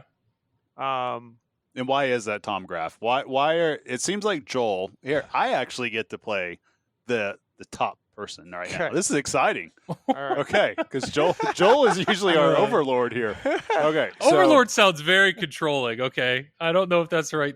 Hey, you do you. Never mind. You Okay. sure? Okay, so Joel is usually the overlord. Yes. Yes. And so he obviously likes the P3. I mean, he's in their Discord. He's watching all their memes or whatever, people going with USB sticks. He's even comparing P3 to Elwin now using analogies. So we're at that point. Okay. Okay, that. And so, but you don't like it apparently. I didn't Or say I didn't like Okay. it. I'm not interested in it. Okay, excuse me. It's not enough for you to be able to confirm if you don't like it or like it. You just don't want to watch it at all. I wouldn't say I don't want to watch it. So I feel like maybe we should watch it right now. There's nothing. Okay, Make sure. I'll save you right now. There's Like, a, what there's is a, it? There's What's a the theater theme? trip. What's the theme? Sorcerer's Apprentice. It's a. Oh, so that's their licensed theme then. It's not a license. I see. Yeah, it's no Nick Cage movie. It's What? No, it's not. This is not the licensed theme. It is basically. Hold up. You said they said not they were the- coming out the yeah. licensed theme. And it's not yet. There's another game coming. It's There's coming. another But the thing coming. Sorcerer's Apprentice is a Nick Cage movie. The Sorcerer's Apprentice is. This game is just called Sorcerer's Apprentice. Oh, They this dropped is- the. This They is dropped the horseshit. I thought Nick Cage was going to be a pinball machine. No. Well, damn. Okay, well, Tom, tell me why you don't like this pin. Or I didn't say or- I didn't okay, I like keep it. messing this up. Okay, sorry. Why are you not interested in the non-Nick Cage pin? I'm just not interested in the platform. The LCD screen as most of the play field, and then you got a quarter of the play field that changes. To me, I'm just not interested in it. Maybe if I played one more, I've tried it a couple of times. I tried it once at Replay FX. I tried it once at Expo. I played Lexi Lightspeed. I thought it was it was fun to play. The mechanics seemed a little off to me a little bit because of that. The slingshots and the flippers Yeah, the are floating kind of sings and the floating slingshots. Yeah. it seemed a little off to me, but I don't know. It just doesn't feel like pinball to me. So there's an interesting question Sure. to ask out of this. Okay. So you're saying it doesn't feel like pinball to you. Is that what, because obviously you have an immaculate game room. You get a lot of pins. Yeah. Is that, as a buyer, is that what is preventing you from adopting that platform? Because it doesn't feel like pinball in your eyes. Because you have played every era. Yeah. You do have a lot of knowledge. You have a lot of experience across thousands of games played. Is that the number one reason? Yeah, I think so. Okay, that's fair. That's fair. Yeah. Clanky clink. And What's Joel, really why- sad, Joel, is I'm the overlord here, Joel. I Joel, just hang on. think Joel. I just think taking Whoa! I got three-fourths to moderate this. Tom's getting out of control, Joel. Hang on. We gotta let Joel talk. Okay. Okay, no, I want to hear you one No, time, and then we'll go to Joel. I just think there's too much of that LCD taking real estate on the playfield. That's That makes my sense. main problem. Okay. And so then what do you think, Joel? Like, convince us, what are we missing out of this? Because you seem like you're into it, well, which is perfectly fine, This because is what this goes sucks, back to yeah. agreeing and disagreeing. So Mhm, what are we missing out of this? It's a great question. You're doing a great job, Travis. Way to steer the ship here. Thank you. No, I actually haven't played one. That's the problem. Oh, I haven't the heck? played one. Oh my No. God. But here's the deal. We've both We're not played- even letting oh, you talk. my gosh. Oh. All right. But I have watched the videos, right? No, what I will say is I am actually intrigued by the platform. And the reason being is I am limited with space. And so I am almost at capacity for my pinball collection. And what I find super intriguing is the versatility of the system. And that's something that I know. I mean, Tom, you've got a lot more space and a lot more money than I do. And Let me ask you this: If Yes. Stern said to you, Mhm. "I got the perfect solution for you, Joe. We're gonna send you a play field that you could stick in your turtles, and it'll be a brand new game. So you just get a new play field every 6 months. Sure. Would that be an option for you?" I think that's obviously what all that, like Ray Day, he's programming from his house Sure. and they ship him play fields and they just Sure. swap them in and out. I mean, that would be amazing. That would be amazing if it would suck to store them, but I think we could figure that out. That would be my problem with it. Yeah, maybe I could stick it under a game somewhere, but Yeah.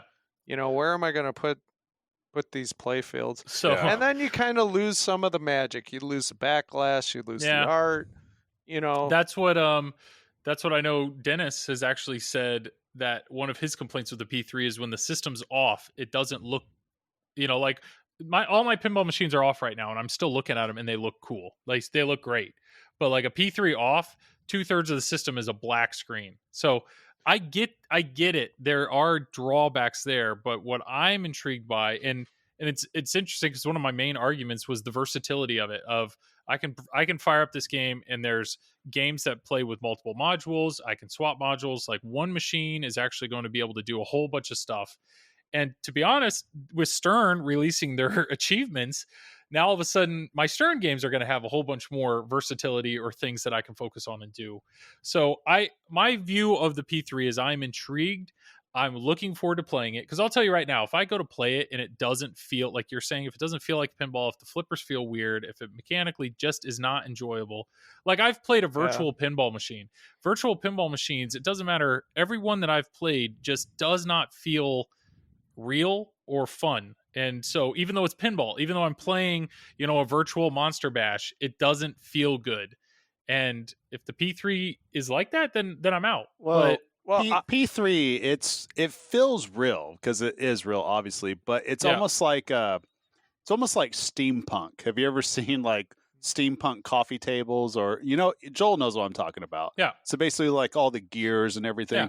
That's almost the way that it feels every single time. And my big hang up with it is it feels like something that I would probably see at Dave and Buster's. So I would feel good about swiping a card and playing it, but it's not necessarily something I'd want to do over and over and over again. So, and the thing that I have a hang up with too is that even though it's modular, it's only modular up top. So the playfield's always going to be just in the top third of the whole area, like all the action. And or like so a quarter. Yeah. And so that for me is the biggest hang up. If it could be modular further down the playfield, if they could develop a system, now we're talking. I think that's something that would get my attention as a potential user or potential platform adopter if it was a full playfield and not just the upper part of the playfield. One thing I've seen it streamed on Buffalo Pinball and Gamma Goat, either has one or had one. Yeah. They were doing a Cosmic Kart Race on Twitch, and basically you could interact with them on Twitch as a chatter. Yep. And like put up a block from their game, and that was a cool feature. So, I mean that's cool. They're integrating that into like some kind of streaming thing. So that they have cool features on it. Yeah. Just like you're saying. The thing is they need the glue to stick it all together and to get people to want to adopt it. And the problem that they're having is they're treating the pinball machine as if it's like a console.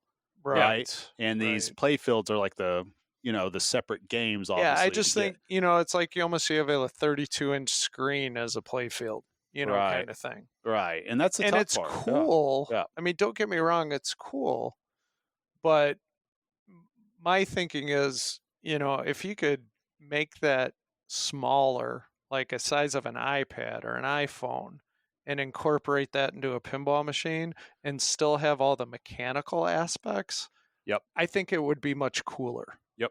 Nope, so I agree. So basically, okay. So what I'm hearing is you feel like the new technology being the screen is the playfield. Now remember, there's IR technology in there, so it is tracking the ball. There are targets that you can hit. You're interacting with that screen in ways not physically hitting something, but you're hitting certain things. And then I know obviously with Heist they did the crane, so the crane is coming down over the screen. Apparently they have. Jerry has shown that he can do a pop bumper. He can do a scoop. It's like a reverse scoop. So there are other mechanical things that he could bring down over the screen, which could be pretty neat. So I don't know. There is versatility there, but it sounds like to you guys, you're saying the space that they've allocated for the modern technology, the screen is too much. You want more mechanic.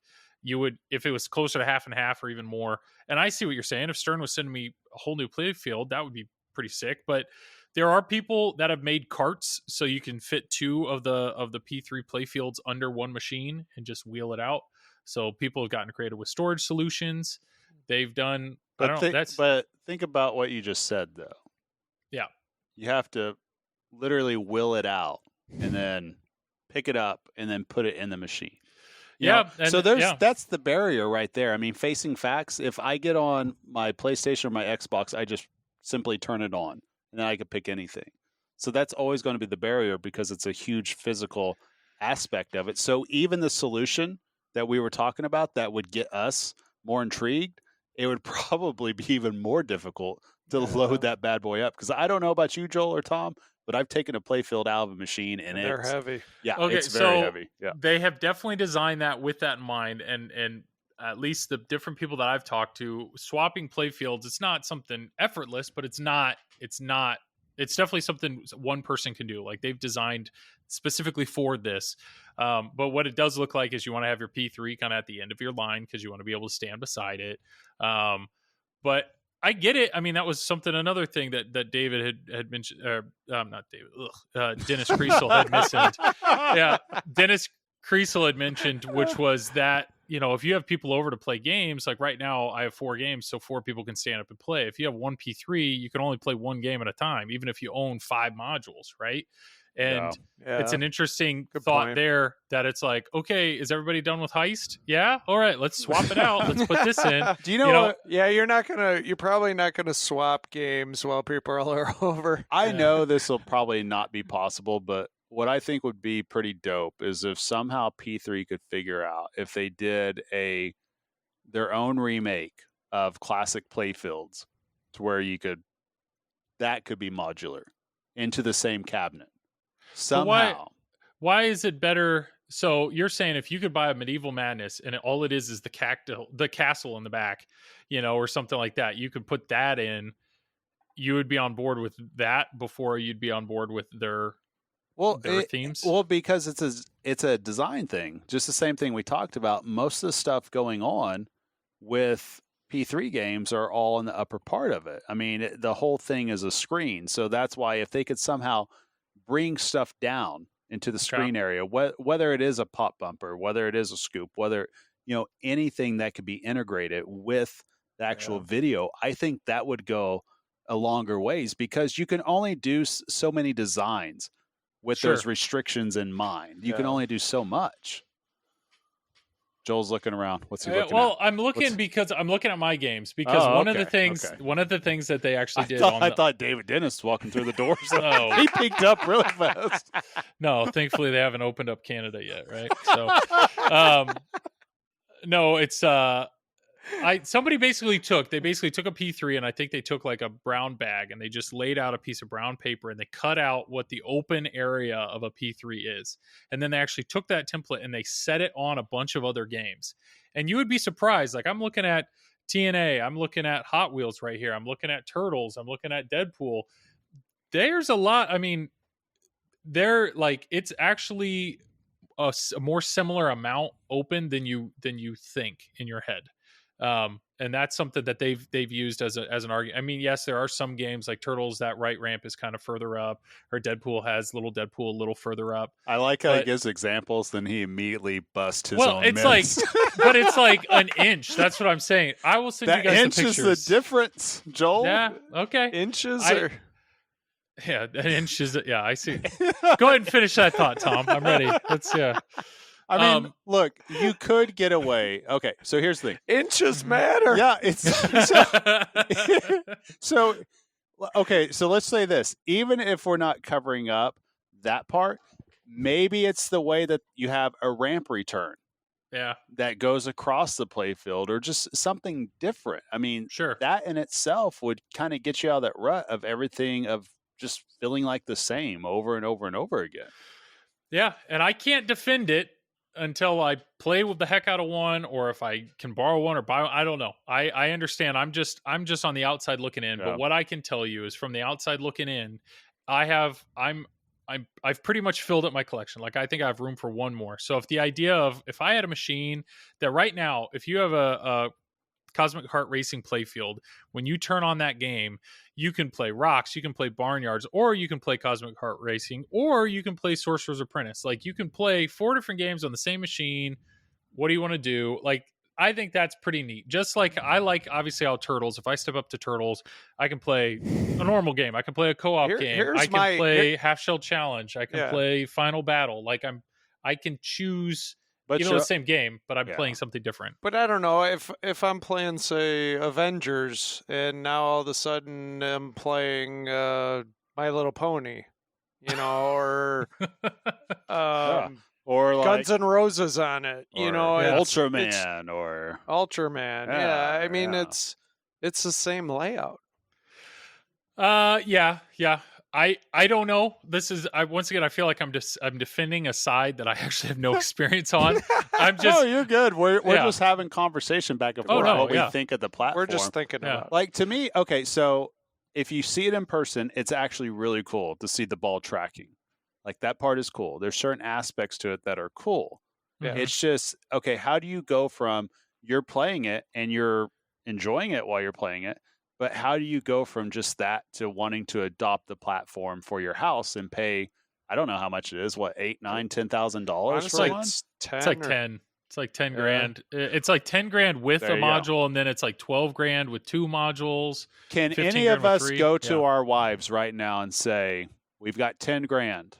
We can either get the next Elwyn pen or we can get a P3.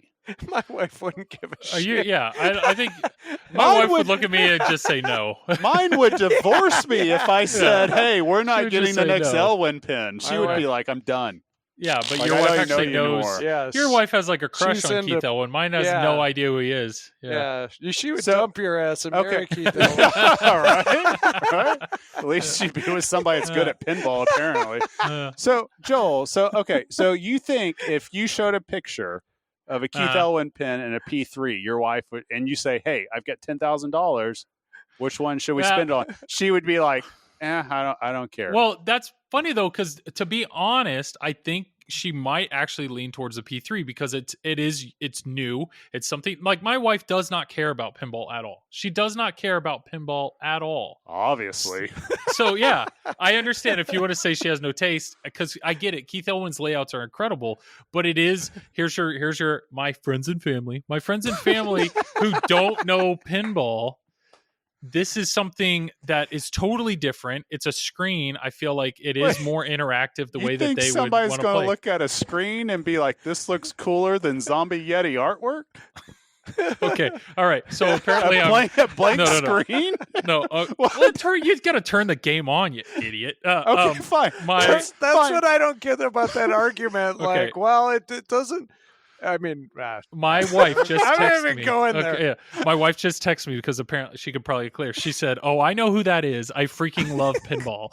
That's obviously a bunch of bull, but I appreciate her support in this. Yeah. So which one? I don't know. Hey, which Nicole, if you're listening, come on down and tell me. Yeah. Hey, do you have your phone with you right now? Yeah. Okay, ask P3. her, she doesn't know. Ask her right now. P3 or Elwyn? We need an answer right now. All right, she's gonna say what? That's what she's gonna say. Hold P3 that phone up here. I don't want you like. Or P3 you can't or push Elwyn. this. He's actually P3 Which or one Elwyn. is it? She said I have a lot of work to do. All right, send it. So okay, she's not coming. Typing. She's saying P3. something She said P3. Oh, she wow. said P3. Wow, this is some horseshit. We were set Yeah, up. She has no idea. She has no idea what that is. She's like, just leave me alone. She answered that way too fast, I know. Joel. She's just in the conversation. Yeah. I'm so concerned right now. Why did she just do that without thinking? Sorcerer's Apprentice and the new Elwyn pin. Or Mando. We're telling our viewers now that Joel's wife recommends. You're all in on Sorcerer's Apprentice. Tell her that Nick Cage isn't on that pin, Joel. Yeah, she'll change her mind. Well, okay, I totally understand what you're saying, and I understand, like, you guys are two very skilled players. You guys have also had amazing collections. You have amazing collections. You've played a ton of pins. But you still gotta be skilled to play Lexi Lightspeed. I'm not saying there's nothing wrong with owning a P3. You still have to be skilled to play Lexi Lightspeed. I've played that in a tournament before. It's a tough game. I'm sure I could certainly go to somebody's house and enjoy playing it. Right. I just don't know if I'd want to own the platform. That's smart. Make somebody else spend the $10,000 $200. Like Joel and his wife. Exactly. We'll go That's there what and my play. friends do. They're Yeah, like, when are see? you getting the next Yeah, one? see, we'll still play it, Joel. Yeah, Like when you okay, buy all a right. P3, we'll still Yeah, come you'll play play it. We can stream Hey, it. I'm We can not- let yeah. everybody make all the pop bumpers come up against us and everything. It'll be a great time. That's great. I totally get it. I don't know. Maybe in my mind, I really enjoy how different it is, and I understand the differences that you're seeing. Is it a world it's under not- glass? Is it a world under glass? It's a world under glass that's on a screen. It's So like a yeah. Best Buy Or under is it glass. a glass but- over a world? Oh shit! boy. A glass over a world. Wow, Tom's getting deep over here. Damn, I thought we were just drinking so- beer, Tom. Holy crap! What I will say is the P3, there is a license theme coming up, and I think it's crazy. I mean, Stern, the moment they announce a theme, well, like Halloween, they announced Halloween without even showing anything, and it sold out in hours. So I think if P3 has a stupid theme, like if it's a really amazing theme, I hope they sell hundreds of them. Yep. And I think I hope they have a killer license. So and what the reality happens- is, Go ahead. No. You go ahead. I'll see to the Overlord. What Go I ahead. was going You're to in say, thought. wow, God. What I was going to say is that's the thing. If somebody's going to buy this, though, there's a good chance not only are they going to buy the newest game, they're going to probably buy a few other modules with it. So that's what I think is pretty cool with P3 is as soon as they get a customer, they didn't sell one game. They probably sold one game and their entire collection of games. Because there is bulk pricing. Like if you buy one module, you can then get the other modules at discount. So Tom, you're telling me if the new game is whatever Rush, I know it's not, but if it's a theme that you can't live without, Why would you do that to me? Oh, exactly. great. But if it's a game that you can't live without, Wow. you're telling me if you're going to drop money with P3, you're not going to go ahead and grab one or two. now. Joel, You're not going to this- go ahead and buy one or two other modules. This is so damn low, Joel. Like bringing out Rush. Yeah. Damn it. Okay, Yeah, fine. Pick a theme that's not you'd kill somebody for Okay. Rush. I get it. Okay. But What's like a mid-tier theme that you like? get a mid-tier What do you theme for think? you. It's here. Yeah. Don't I overthink mean, it. like This Back is to the fully- Future or Matrix? No, because Matrix. Why not? That's too high. That's too P3 high. is not going to get Matrix. Okay. Like, okay, let's think of it. What I theme don't could know. what theme could P3 get that you might buy? Mm. We're really drilling down to this. Joel's asked the question. Well, if it was Rush, I'd buy it. Oh, great. Well, okay. no, Well, the question isn't okay. We know Tom's I want committed. my damn Rush pen. whatever the theme is, Tom is committed to buying the platform. He's going to Okay, invest in the let's- platform for that theme. The question is, would you pay the extra $2,000 to get another module? Would you not buy the other modules with it? Yeah, I mean, I probably would. I don't know if I'd buy them all, but Yeah, I don't. If but I if was something gonna, interested me, yes, I would Okay. buy it. Yeah. Then I will say this: if P3 came out with a theme that's like one of my dream themes, right? Okay.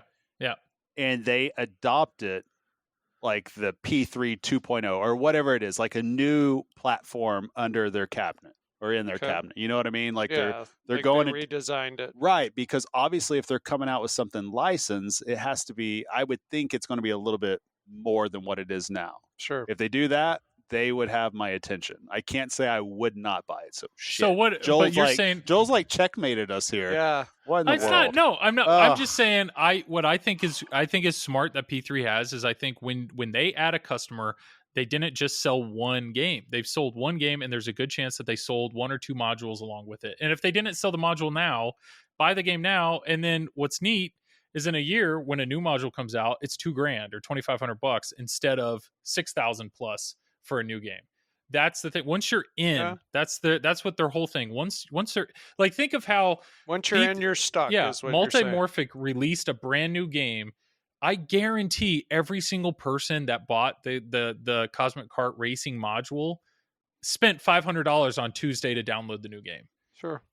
I mean, it's like, why would you? $500 is crazy cheap in pinball terms, right? For a brand new game. It's a, Shit. That it's means a topper this, 5 years ago. that means the Stern like little achievement thingy is going to be 500, isn't it? Joel's saying this is reasonable. is, I don't I didn't think say I'm reasonable. buying I it. didn't say Damn. reasonable. Yeah. You're saying I don't for a know. new I- Yeah. pinball This experience. is just you guys obviously you haven't watched the videos.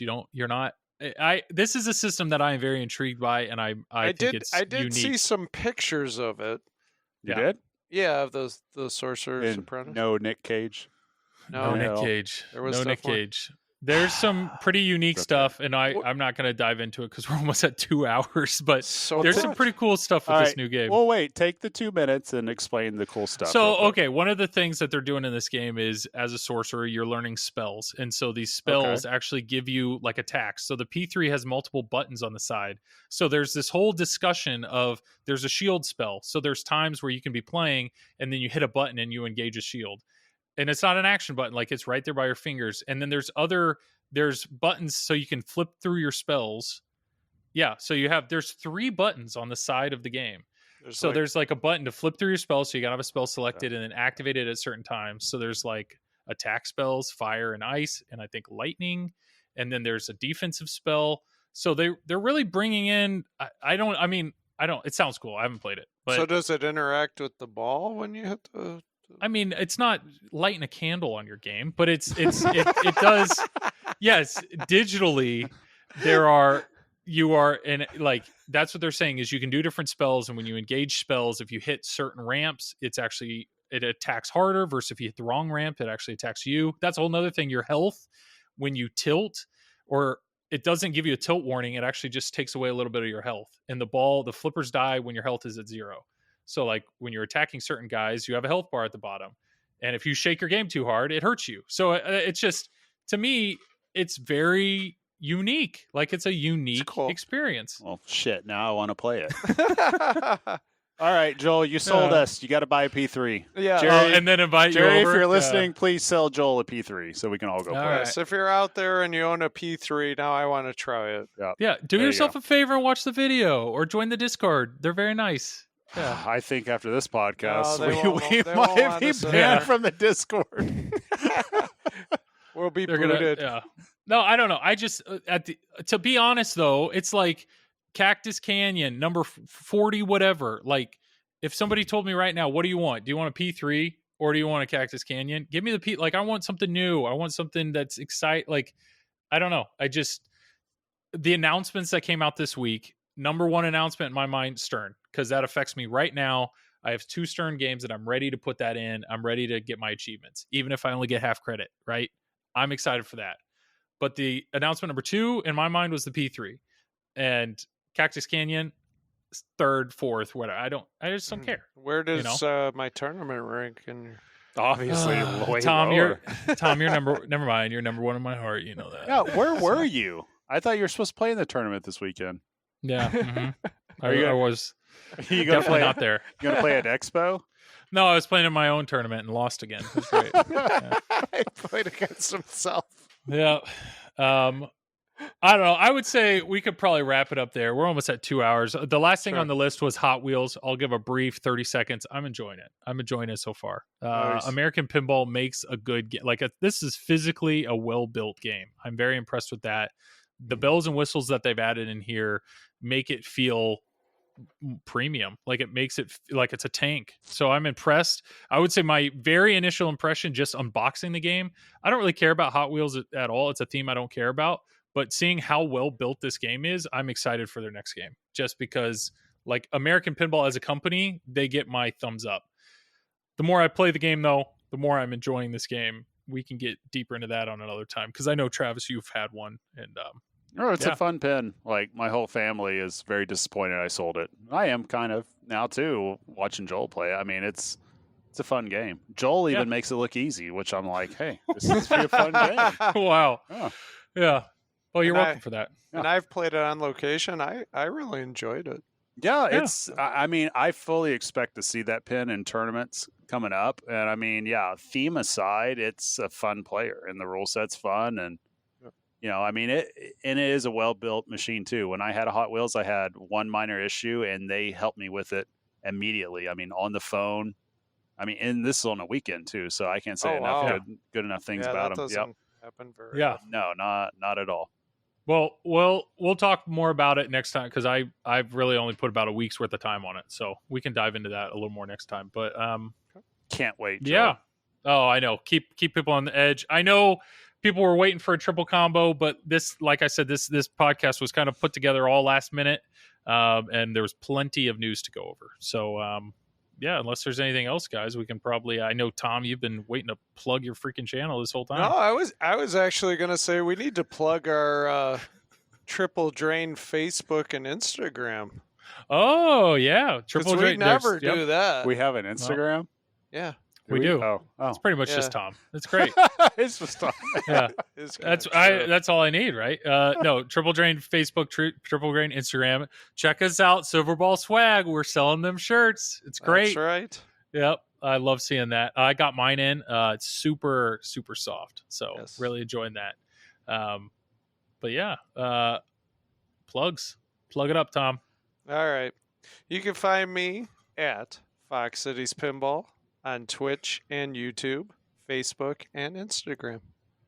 There we go. Very well done. Thank you. Travis. All right. Shout out to Jared Nichols for sending us an email. Greatly appreciate it. We did read it. So pretty cool. Yeah. Well, I'm not going to shout out anybody else. I'm just going to shout out his because his was my favorite. So, yeah. So, everybody else, step up your game. That's all I got to say about that. That's right. And you can find me at YouTube at Marv Loco. You can find me on Facebook, but I'm not going to tell you where to go to. And That's solid plug. yeah. Well, I just read. I think that's where all I got, right? Check me out here. I'm not going to tell you where, though. Yeah. Well, Jeez. if you know my name, you can find me on the Book of Face. There Yes. you go. Oh, nice. Yes. And I'm Joel Engelberth. You can search my name. Just Another Pinball Podcast, Just Another Pinball Stream. And yeah, that's it. Well done, guys. Putting it together, what, in like an hour? And we talked for 2. Perfect. 2 hours. All right. I think Crushed that's episode 6. I do realize we have no good way of like ending the podcast. Like we don't have a saying. We don't have any. I don't know. I'm literally dropping this on you right now as we're trying to, we don't have anything. And I was trying to think of like what would be a good way to end the game. And I remember there was a post a long time ago that said, what is something that, as a pinball fan, what is something that I can do to bring more people into the hobby? And somebody wrote, leave a credit on the machine. And I thought that was really cool. So I'm dropping this on you right now. So my thought is next time you triple drain, leave a credit on the machine. That's my thought. Like if you triple drain, you owe that machine money. So maybe we can get clever with that, but we have no good way to wrap it up. So we're probably just going to, I don't know how we get any better than that. I don't know. I think Tom did a weird like bye or something weird like that last time. We could just say, and as always, David Dennis is the worst. We talked about him so much. So I don't even, no. That's true. Tom, He's like the Tom, extra ball all of a sudden. Oh God. Yes. That's a rusty ball I will gladly remove from my machine. Tom, just do your little goodbye. Good night, everybody.